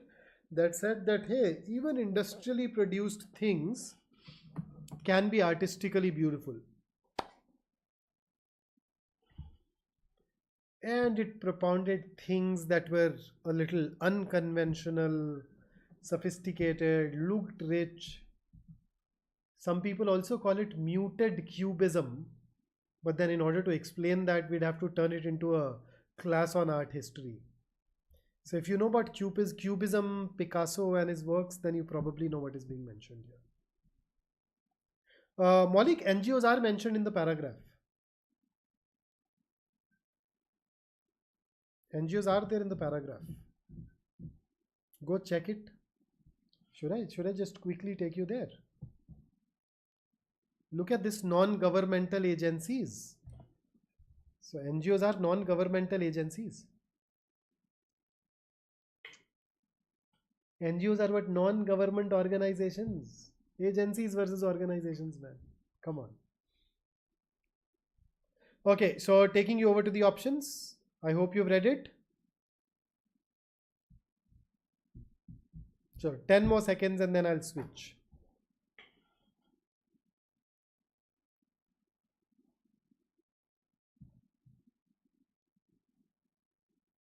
So here are the options.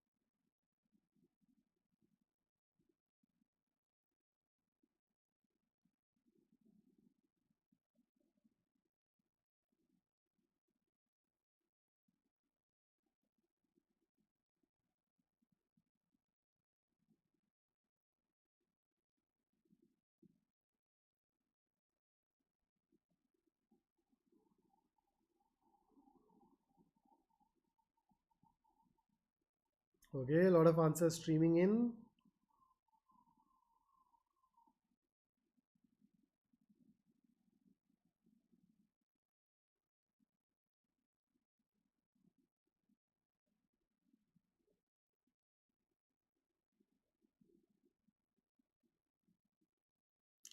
D, I see one option, somebody's picked up D as well, but D suffers from deletion. If you notice, the paragraph tells us it had Art Deco style. It also tells us that speed of the construction. If you compare it with D, you notice it does not really talk about Art Deco style or the speed that makes A superior. C, did it become world famous due to its height? How do you know it was one of the earliest Art Deco skyscrapers in New York City? This is something that we cannot get from the passage. And then if you look at B, how do we know that Empire State Building's Art Deco design symbolized New York's embrace of modern architecture in the early 20th century? How are we getting this New York's embrace?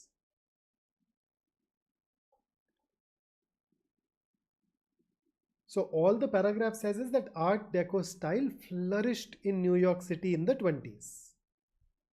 From there, how do we know that this is the building that symbolizes that it embraced modern architecture?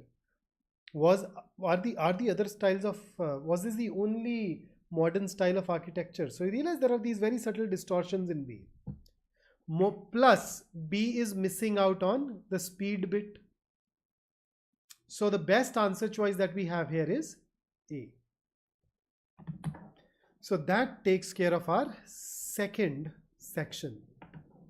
And now we are ready to move over to the third section.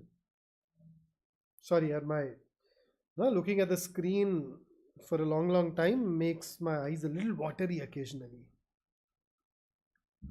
So notice a summary is supposed to give you all the key ideas. So B in fact may brought in something that was perhaps not even there in the paragraph and thus could be ruled out.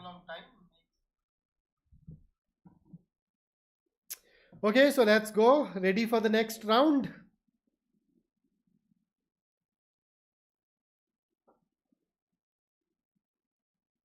Are we ready for the next round?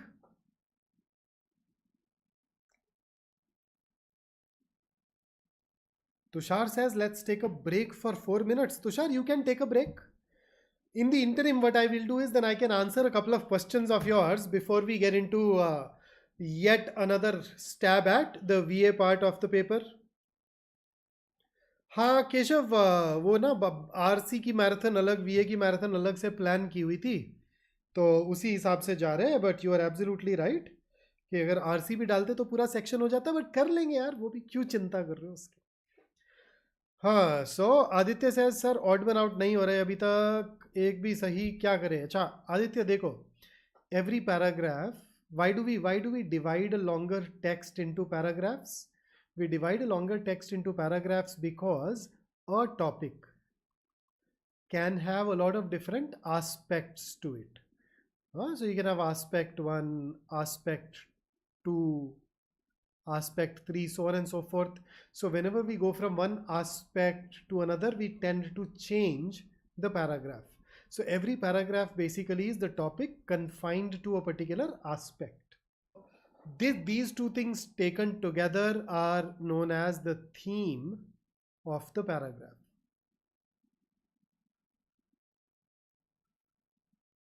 So in odd one out, typically my starting point is when I read it and I try to come up with the theme of the paragraph under which 4 the sentences can be brought in together, and 50% of the sentences or 50% of the questions get answered at this juncture itself. In fact, more than 50%, I'm being conservative. For the remaining 50%, I just use what I use in the para-jumble, right? I try to form mandatory pairs. I try to form sequences. And in this particular instance, you notice that there are times when we are able to connect all the 5 sentences together, in which scenario I need to knock off either the first or the last. It's usually the last that we knock off then.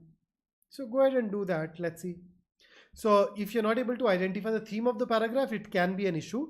So make sure that for the next few days, pick up a paragraph from a book or a newspaper or a magazine, read it. It's not jumbled, so it should be easy. Read it and then ask yourself, what is the theme of this particular paragraph?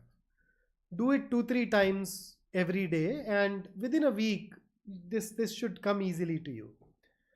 Then Adil Hussain says 100 days 100 passages को सब भूल गए यार. आदिल, हर हफ्ते 1 या 2 passage बनाने जितनी bandwidth है यार मेरे पास.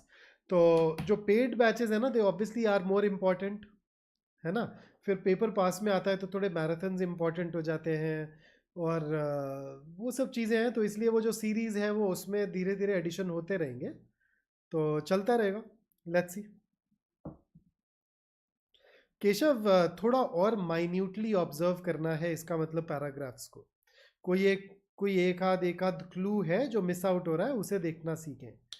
पूजा, usually focus on getting 2 RCs and 2 PSPC correct. I'm trying to do 3 RCs.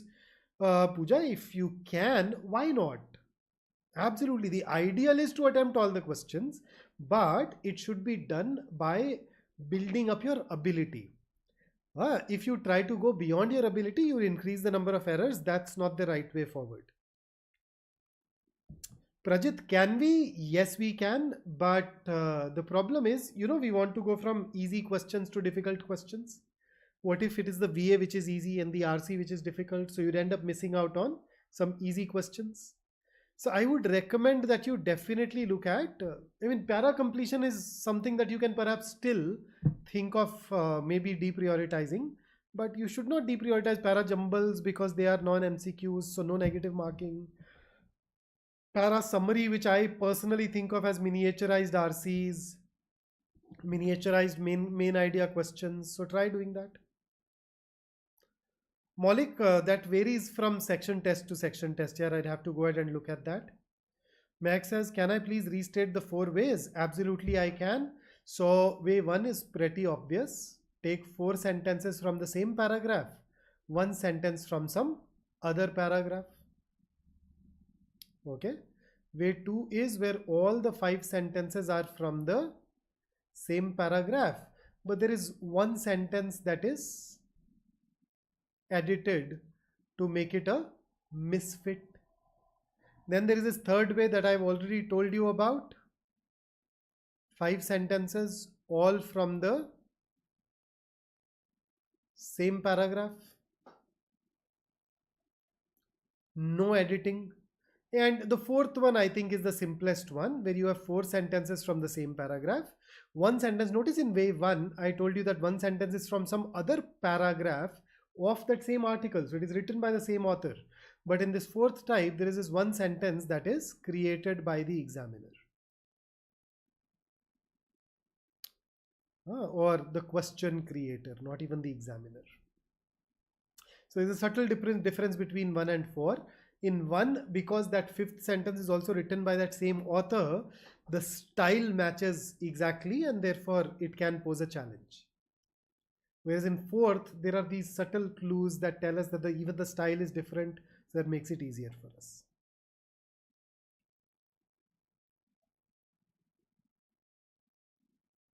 Kaushik, that is something that we try and do always. Every single time when we attempt the paper, we want to solve the easy questions first and save the difficult ones for later. In VA questions, I know that you get to know whether it is easy or difficult only after spending some 20-30 seconds into the question.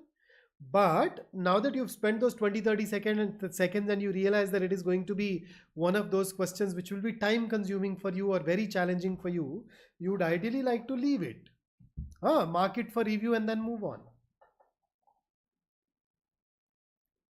Meg, there are these subtle clues here when you write. I mean, imagine if you are speaking to me and then suddenly somebody else speaks to me acting as if that person were you. I will be able to figure out the difference, right? Because each one of us has our own way of expressing ourselves. It reflects in our choice of words, it reflects in our tone, these subtle differences. Chaliye, Ramanuj, please do not do that. We are not even supposed to look for the opening sentences. Use the clues to link sentences together. That linkage will automatically throw up the first sentence. But if you start thinking of the opening sentences, then you are giving the examiner an opportunity to lead you into a trap. Don't do that. If you stop doing that, your accuracy will improve immediately. Chaliye, so let's go ahead and dive into our section 3, and I'll take some more of your questions towards the end. Let's go ahead and start with question number 17, a para-jumble question. Let's see.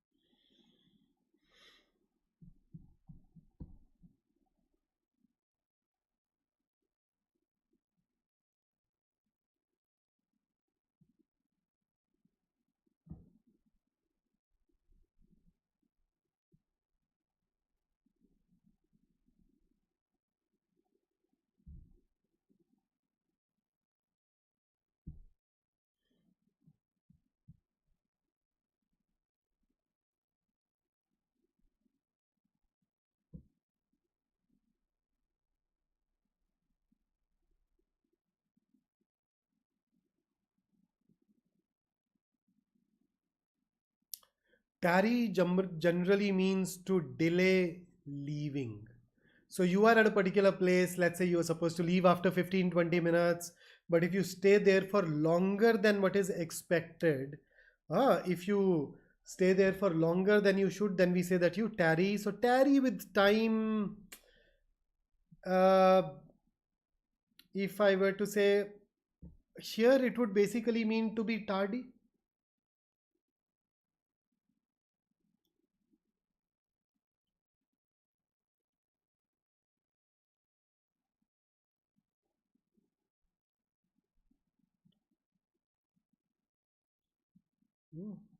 To be lazy, to be wasteful of time, maybe those kind of things.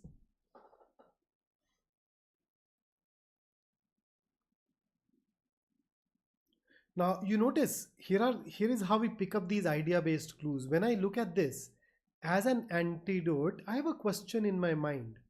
As an antidote of what? Antidote of what? You know, antidotes are basically of poisons. So when you say as an antidote, these guys recommended this, but it's an antidote of what? That's a clue for us.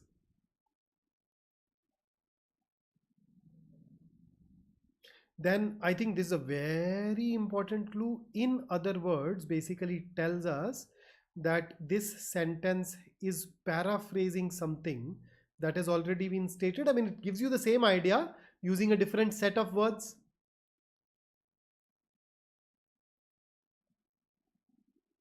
So where do you have that idea? Something that you can think of?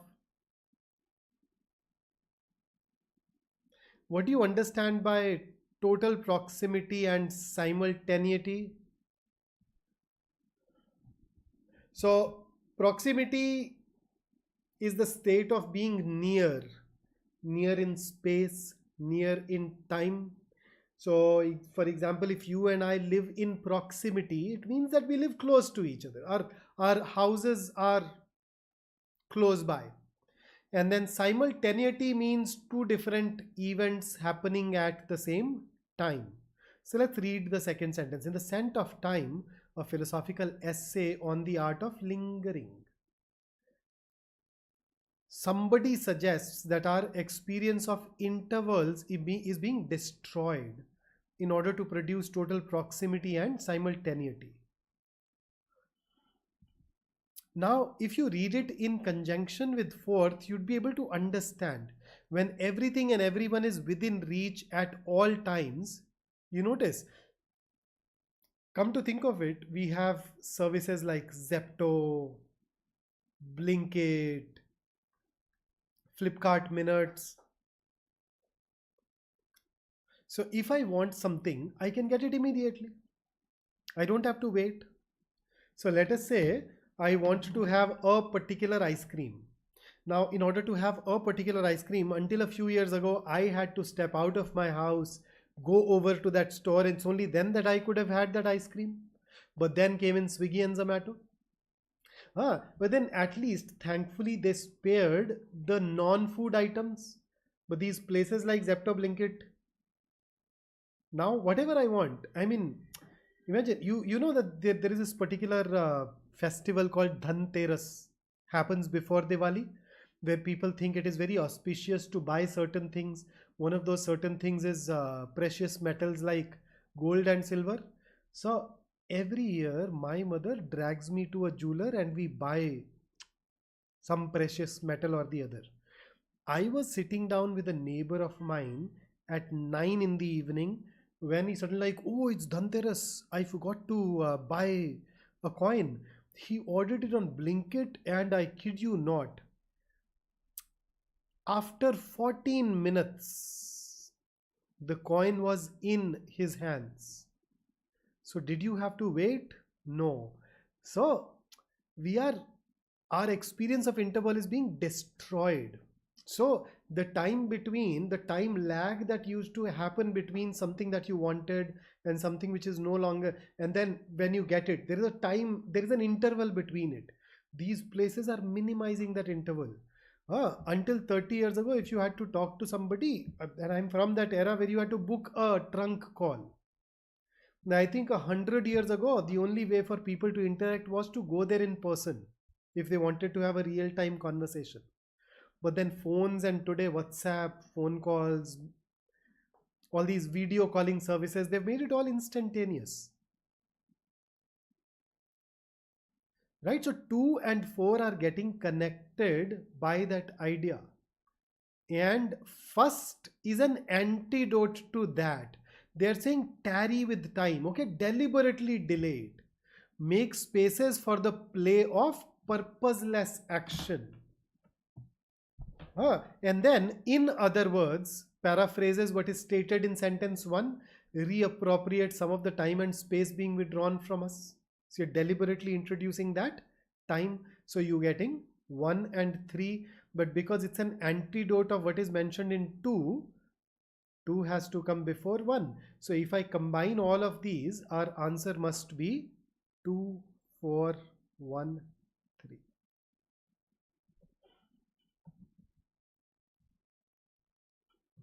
So there you go. That's your take on this particular question. 4 is an elaboration of 2. It's a difficult paragraph to read because, I mean, the moment you look at something like destroyed in order to produce total proximity, simultaneity. So it's a bit of the moment we move towards philosophy, some of us may not have that familiarity in order to have an issue. But this is the only possible sequence for these sentences.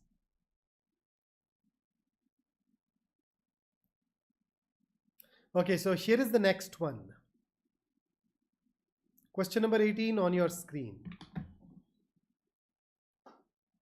Once again, I'll recommend that you read every sentence carefully to look for the clues, and once you've identified the clues, please use one clue at a time to figure out its place in the scheme of things. And if you are confused between some placements, read those sentences again. Try and see if there is a clue that you missed out on, which is needed to freeze everything at the right place.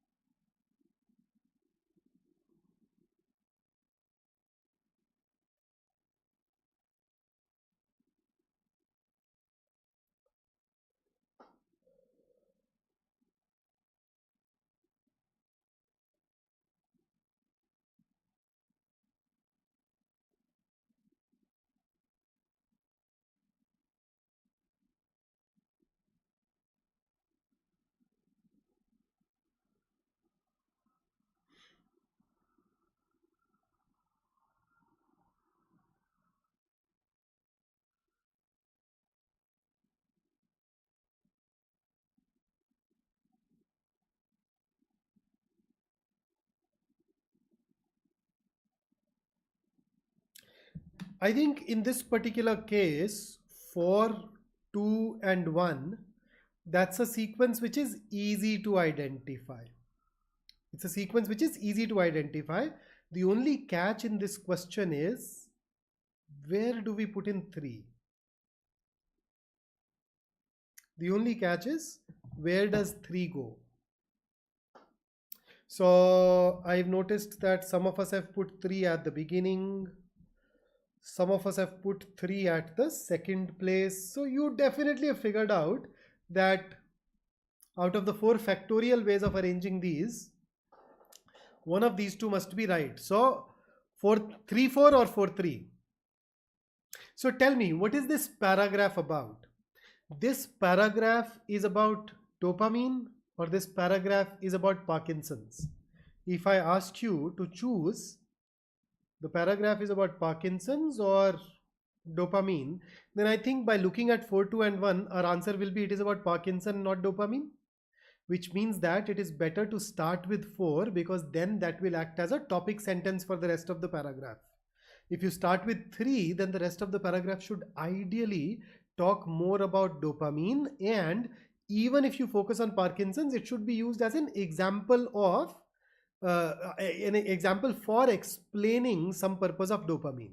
But then Parkinson's is not mentioned as an example here, and therefore start with 4 and not 3, and thus 4, 3, 2, 1 is going to be a better sequence for us.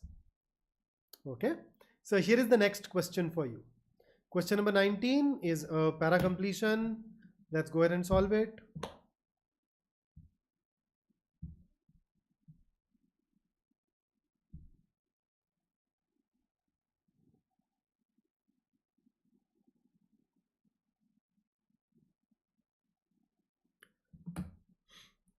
So those of you who are not very sure of the use of in fact, I want you to create 2 sentences. Both of these sentences should be joined using in fact. That will give you a glimpse into the utility of in fact. That will tell you what kind of ideas are connected using in fact.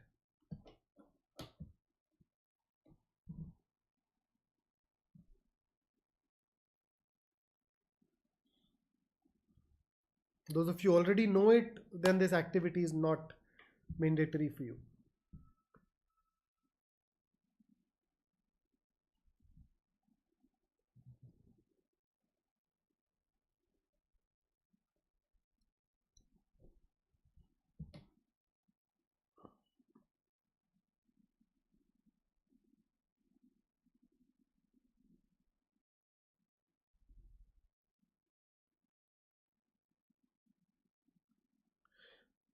So I'm getting 1, I'm getting 2, I'm getting 3.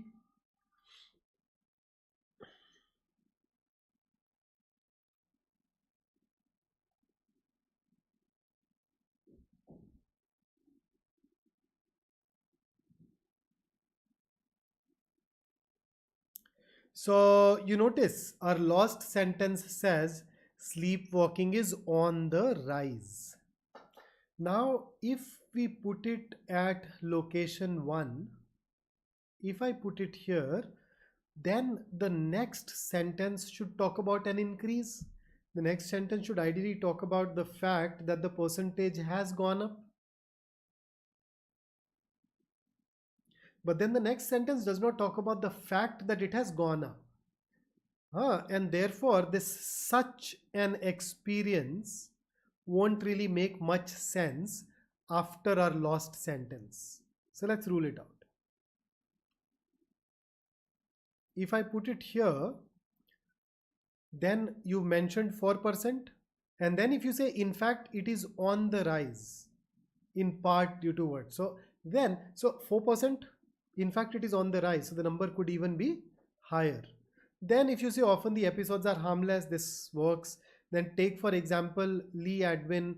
Now, when you say example, if you put the last sentence here, it has to be an example of this trend of sleepwalking being on the rise, but it is not an example of sleepwalking being on the rise. So third is ruled out. So the real choice was actually between 2 and 4. And if you put it at 4, if you compare 2 and 4, the number given in the sentence right before 2 makes 2 a better location as compared to 4. But none of you have chosen 4, so I think we can safely skip that. So why not 1? Because then the next sentence should talk about an increase, which it does not. Why not 3? Because the example stated afterwards is not an example of the phenomenon given to us in the last sentence. So that is why 2 is our best location. Okay, next question.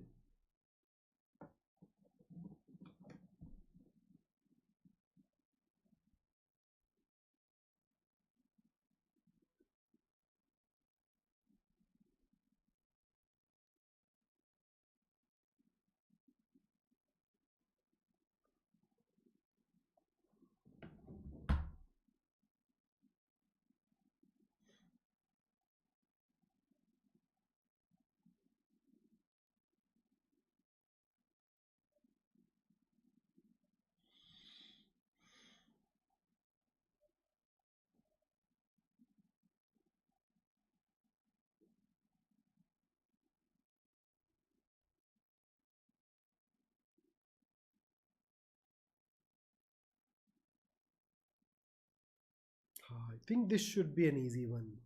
Let's see.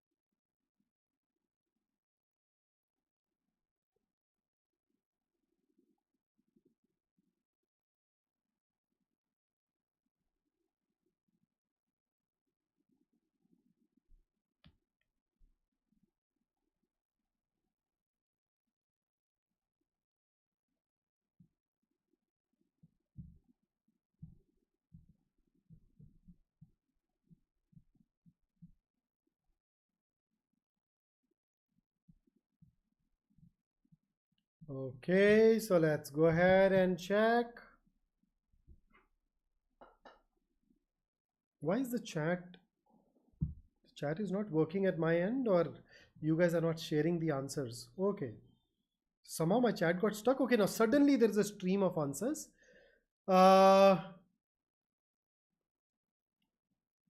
Okay, so you notice in the last sentence, I see a lot of people are looking at 1 versus 2, and the reason is AI requires smart sensors, and you also have these need of advanced sensors here. So 1 or 2, if you look at the rest of them, the problem has become different now.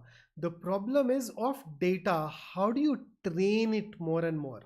So 3 and 4 are safe to rule out. Okay. Because the paragraph has moved away from AI requiring sensors. So 1 or 2. Now tell me, between the lost sentence and the sentence that is given in the paragraph, I'll just highlight the sentence, the very first sentence in the paragraph. So we are looking at lost sentence and the sentence that I have highlighted in the paragraph. Let's call it the paragraph sentence. Both of them are essentially telling us the same thing. AI requires sensors, right? Which one of these is generic? Which one of these is detailed? Specific. Which one is generic? Which one is specific? So can I say that the lost sentence is generic, where it just says the needed, why, etc. is not talked about, but the paragraph sentence is specific, as it also gives you a little more about the need. Now, how are we supposed to arrange generic and specific sentences? So let's say you give me 2 sentences, both of them are giving the same idea or similar ideas. One of them is generic, the other one is specific. Then I will normally put the generic sentence before the specific sentence. There are 2 exceptions to it. Exception number 1. The generic sentence GS is a conclusion. Exception number 2, the generic sentence is a reiteration. So in these 2 cases, I will put specific sentence before generic sentence. Everywhere else, I'll go generic to specific. So the question now is, the lost sentence that we have here, is it phrased as a conclusion? Does it start with something like thus, therefore, hence, so? No. So does not belong to exception 1. Is it a reiteration? How do we show something is a reiteration? We use expressions like in other words, indeed. But I don't see any such thing happening in a lost sentence.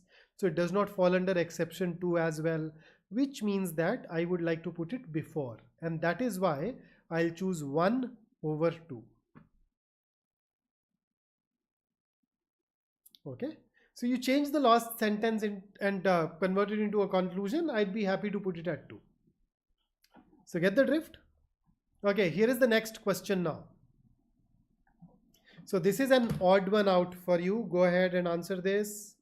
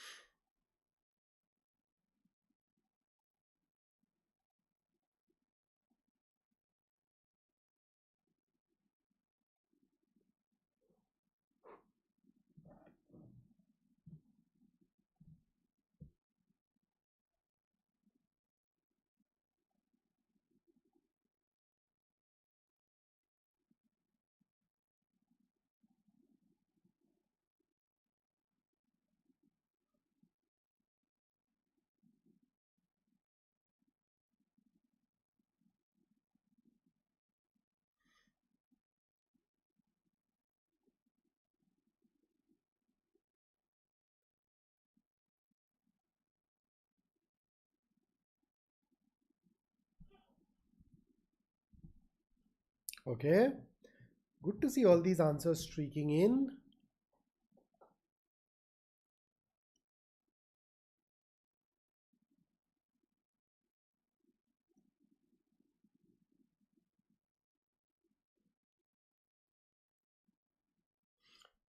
Okay, if I start looking at this, even then the early bells.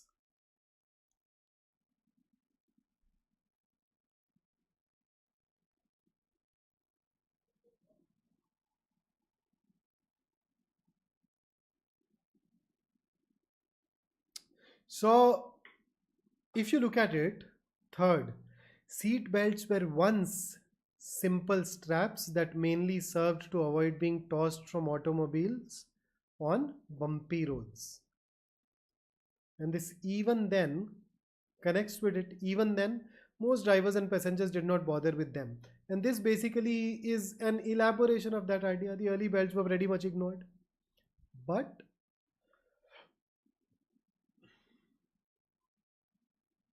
that gives you the contrast. So had it been a para-jumble, I'd probably arrange it as 3-4-5-1. 3-4-5-1, not 3-5-4-1. Second, where do I fit it in? The earliest seat belts were not actually made for cars but for aircraft. How does it carry the idea of the paragraph forward? If I start thinking in terms of a theme, the theme is seat belts in cars. Initially, people did not use it, and then later on, there were calls for people to use it. How does second really contribute towards development of the topic? And therefore, the answer here should actually be second. Once again, I say if you look at it as a para-jumble where you say, no, can I put all the 5 in? If you start from that perspective, you can probably fit it here as an irrelevant detail. After all, we do put in sentences in our paragraphs occasionally that are a minor aside, that are a digression, that do not carry the theme forward. So going by that, yes, maybe you can adjust to somewhere, but if you define the theme of the paragraph as seat belts and their utility, then 1, 3, 4 and 5 will belong to that, 2 will fail to fit into that, and that is why 2. Okay, so that's question number 21 for you. Here is the next one.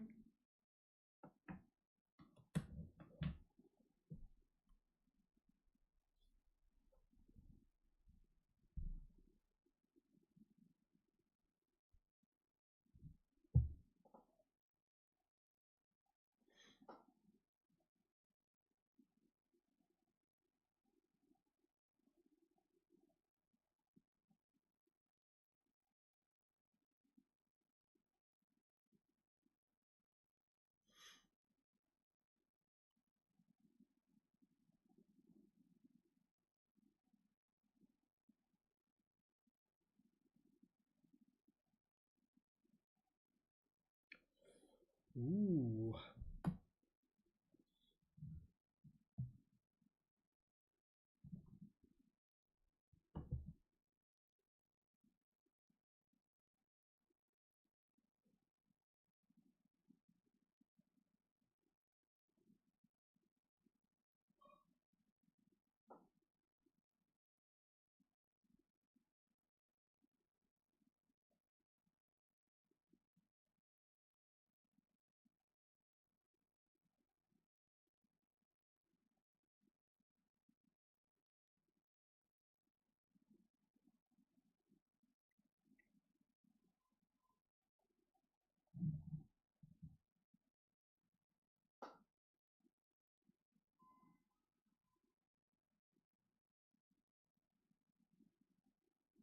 This is actually what I expected.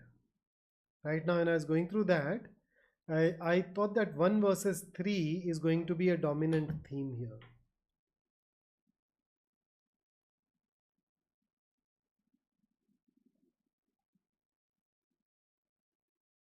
And I'll tell you why. So 1 starts with but. So some of us may think that if I want to justify the but, I can form this mandatory pair. And if you look at this yet, you can form a mandatory pair called for 3. This is what we normally think of. So one of these mandatory pairs is not correct, or is not as strong, or one of these mandatory pairs does not really connect two sentences in a very sound, solid way logically. You cannot leave out fourth, because if you leave out fourth, you'll not be able to fit in 3 anywhere. 3 cannot be fit into it without 4. So if you take out 4, that won't work. So it has to be 1 versus 3.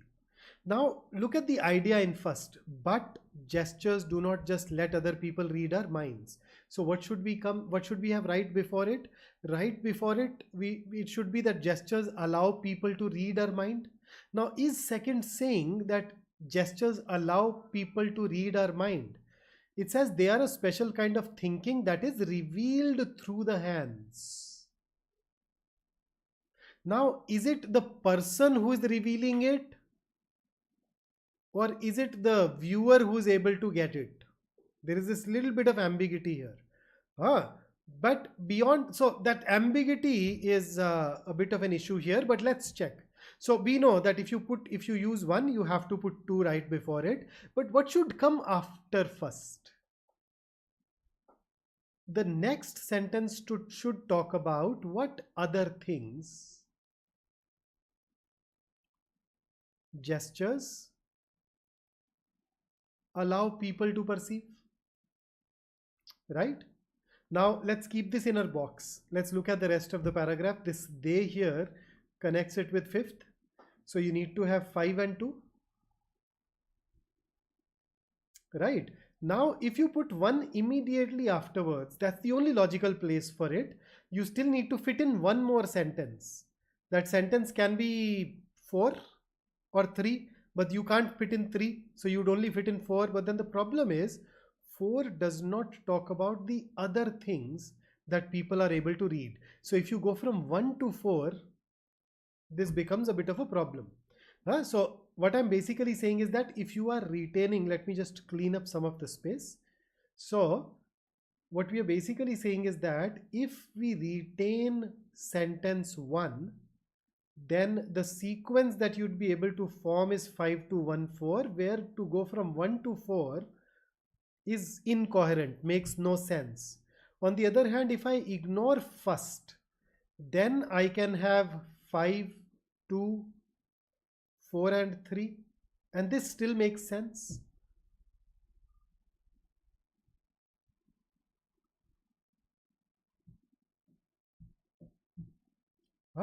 So therefore, I think because this transition between 1 and 4 is non-existent, it is better to leave 1 out.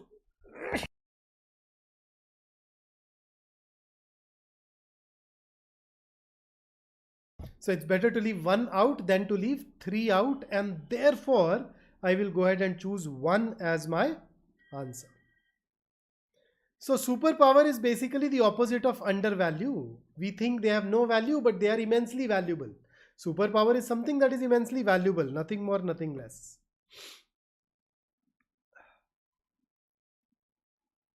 If you put 5 to 3 Nandini, then you'll not be able to justify yet, because yet requires a contrast. Okay, so 1 is our best way forward. Okay, here is the next one. Question number 23 for you. Para summary question. The type is given at the right hand side bottom. Read the paragraph. You have 30 seconds for it, and then I'll take you over to the options.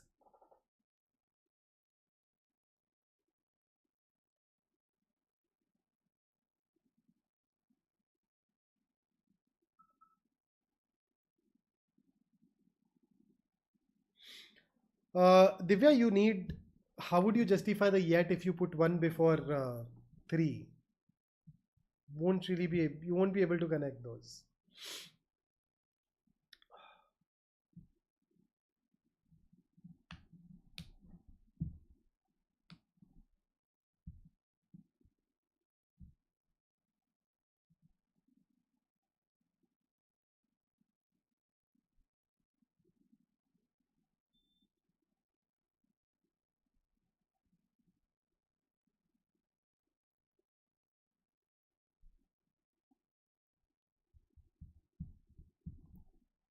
All right, if you've gone through the paragraph, let me give you 10 more seconds and I'll switch.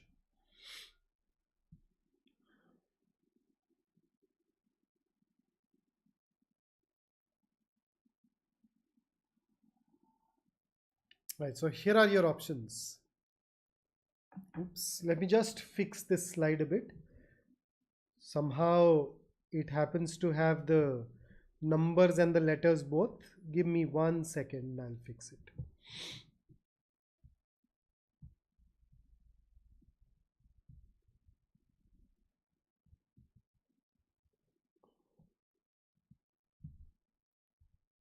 Okay, so there you go. Here are the options now.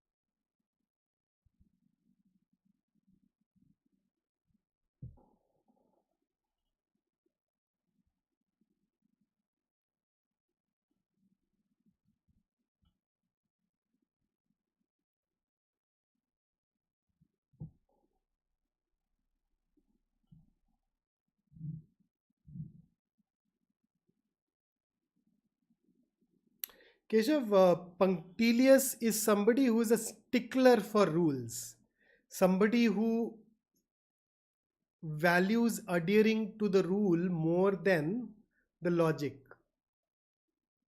So even when a situation very clearly says that it's okay to ignore the rule, that person, if he still throws some roadblocks in the way, says, "No, this is the rule, this has to be followed." So somebody who goes to illogical, absurd lengths to follow rules is okay. So 1A versus C. C says they collab. अबे कौन है जिसने C भेजा? मैं ना दिख नहीं रहा, नाम मुझे स्क्रॉल आउट हो गया. मैं ना उल्टा टांग दूंगा अगर ऐसे किया तो. अरे कम से कम कॉन्ट्राडिक्टरी, अबे कॉन्ट्राडिक्टरी वाले को कौन भेजता है समरी में? ये ऐसे काम मत करो भाई. चलो ये नहीं एक्सप्लेन कर रहा मैं. ओके, हाँ, A versus B. Okay, that can still work. Western philosophy in the 20th century emphasized either analytic or continental traditions, with departments often adopting a strict preference for one approach over the other. Let me take you back to the paragraph very briefly. Is it the philosophy that emphasized it? Philosophy split into two discourses. It was split, it did not emphasize.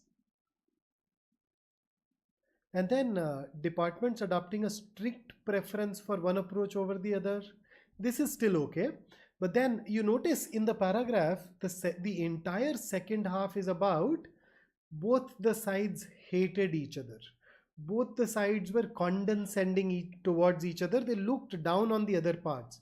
Notice, whichever side the department was on, it was abusive towards the other. Analysts held, so basically those who followed analytical philosophy, they held that continental philosophy was not philosophy at all, but meaningless yet relativistic babble.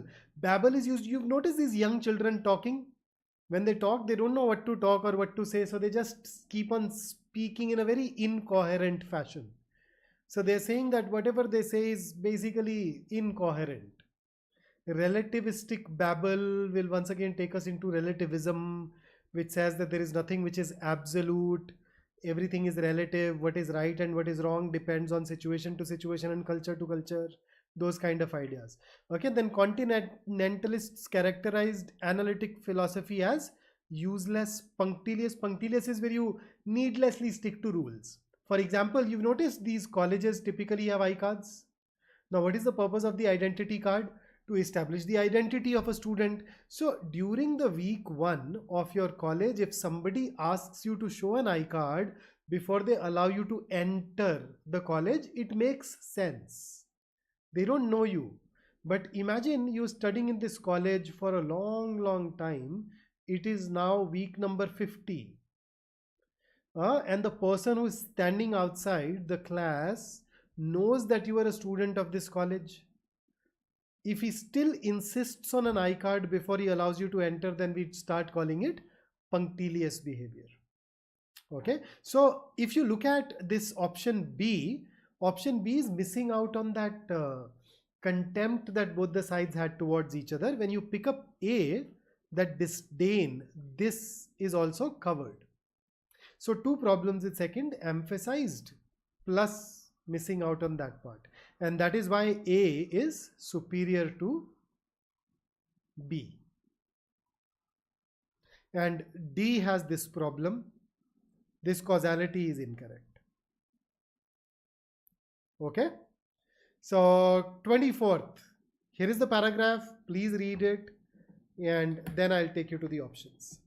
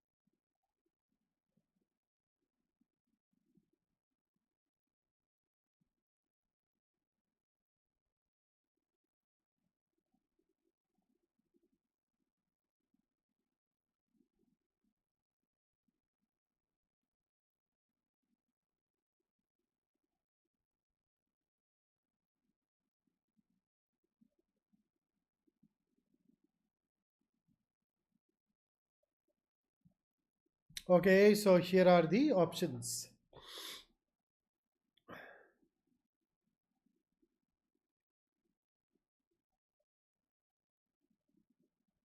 Sulking. Okay. If a person is sulking, it means that the person is silent and is refusing to smile, is refusing to be pleasant to people around because he's angry about something that the others have done. So, you are not interacting with, you're not talking to others. You remain silent. You don't even smile and acknowledge their presence because you're upset, and those people have done something wrong to you in your opinion. So that's sulking. A lot of kids, when you don't get them what they want, they start sulking.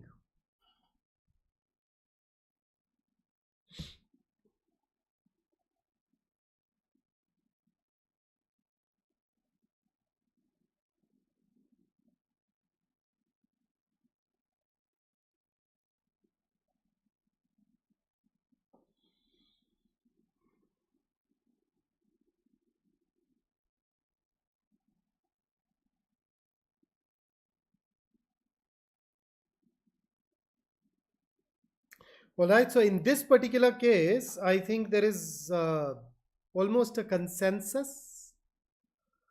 The only, so A versus D is what it is. Now in D, we are saying that people explicitly reveal. When you explicitly reveal something, it means that you go ahead and state things directly. But in this paragraph, you notice sulkers are not going out and stating things directly.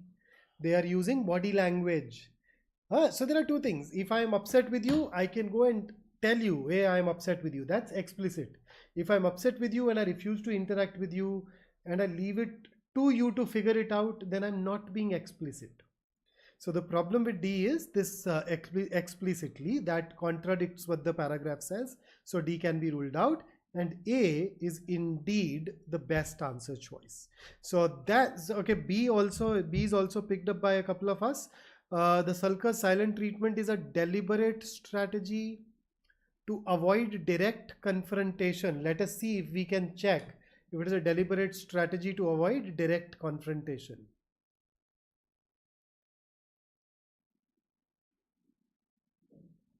So this is what would help you rule out D.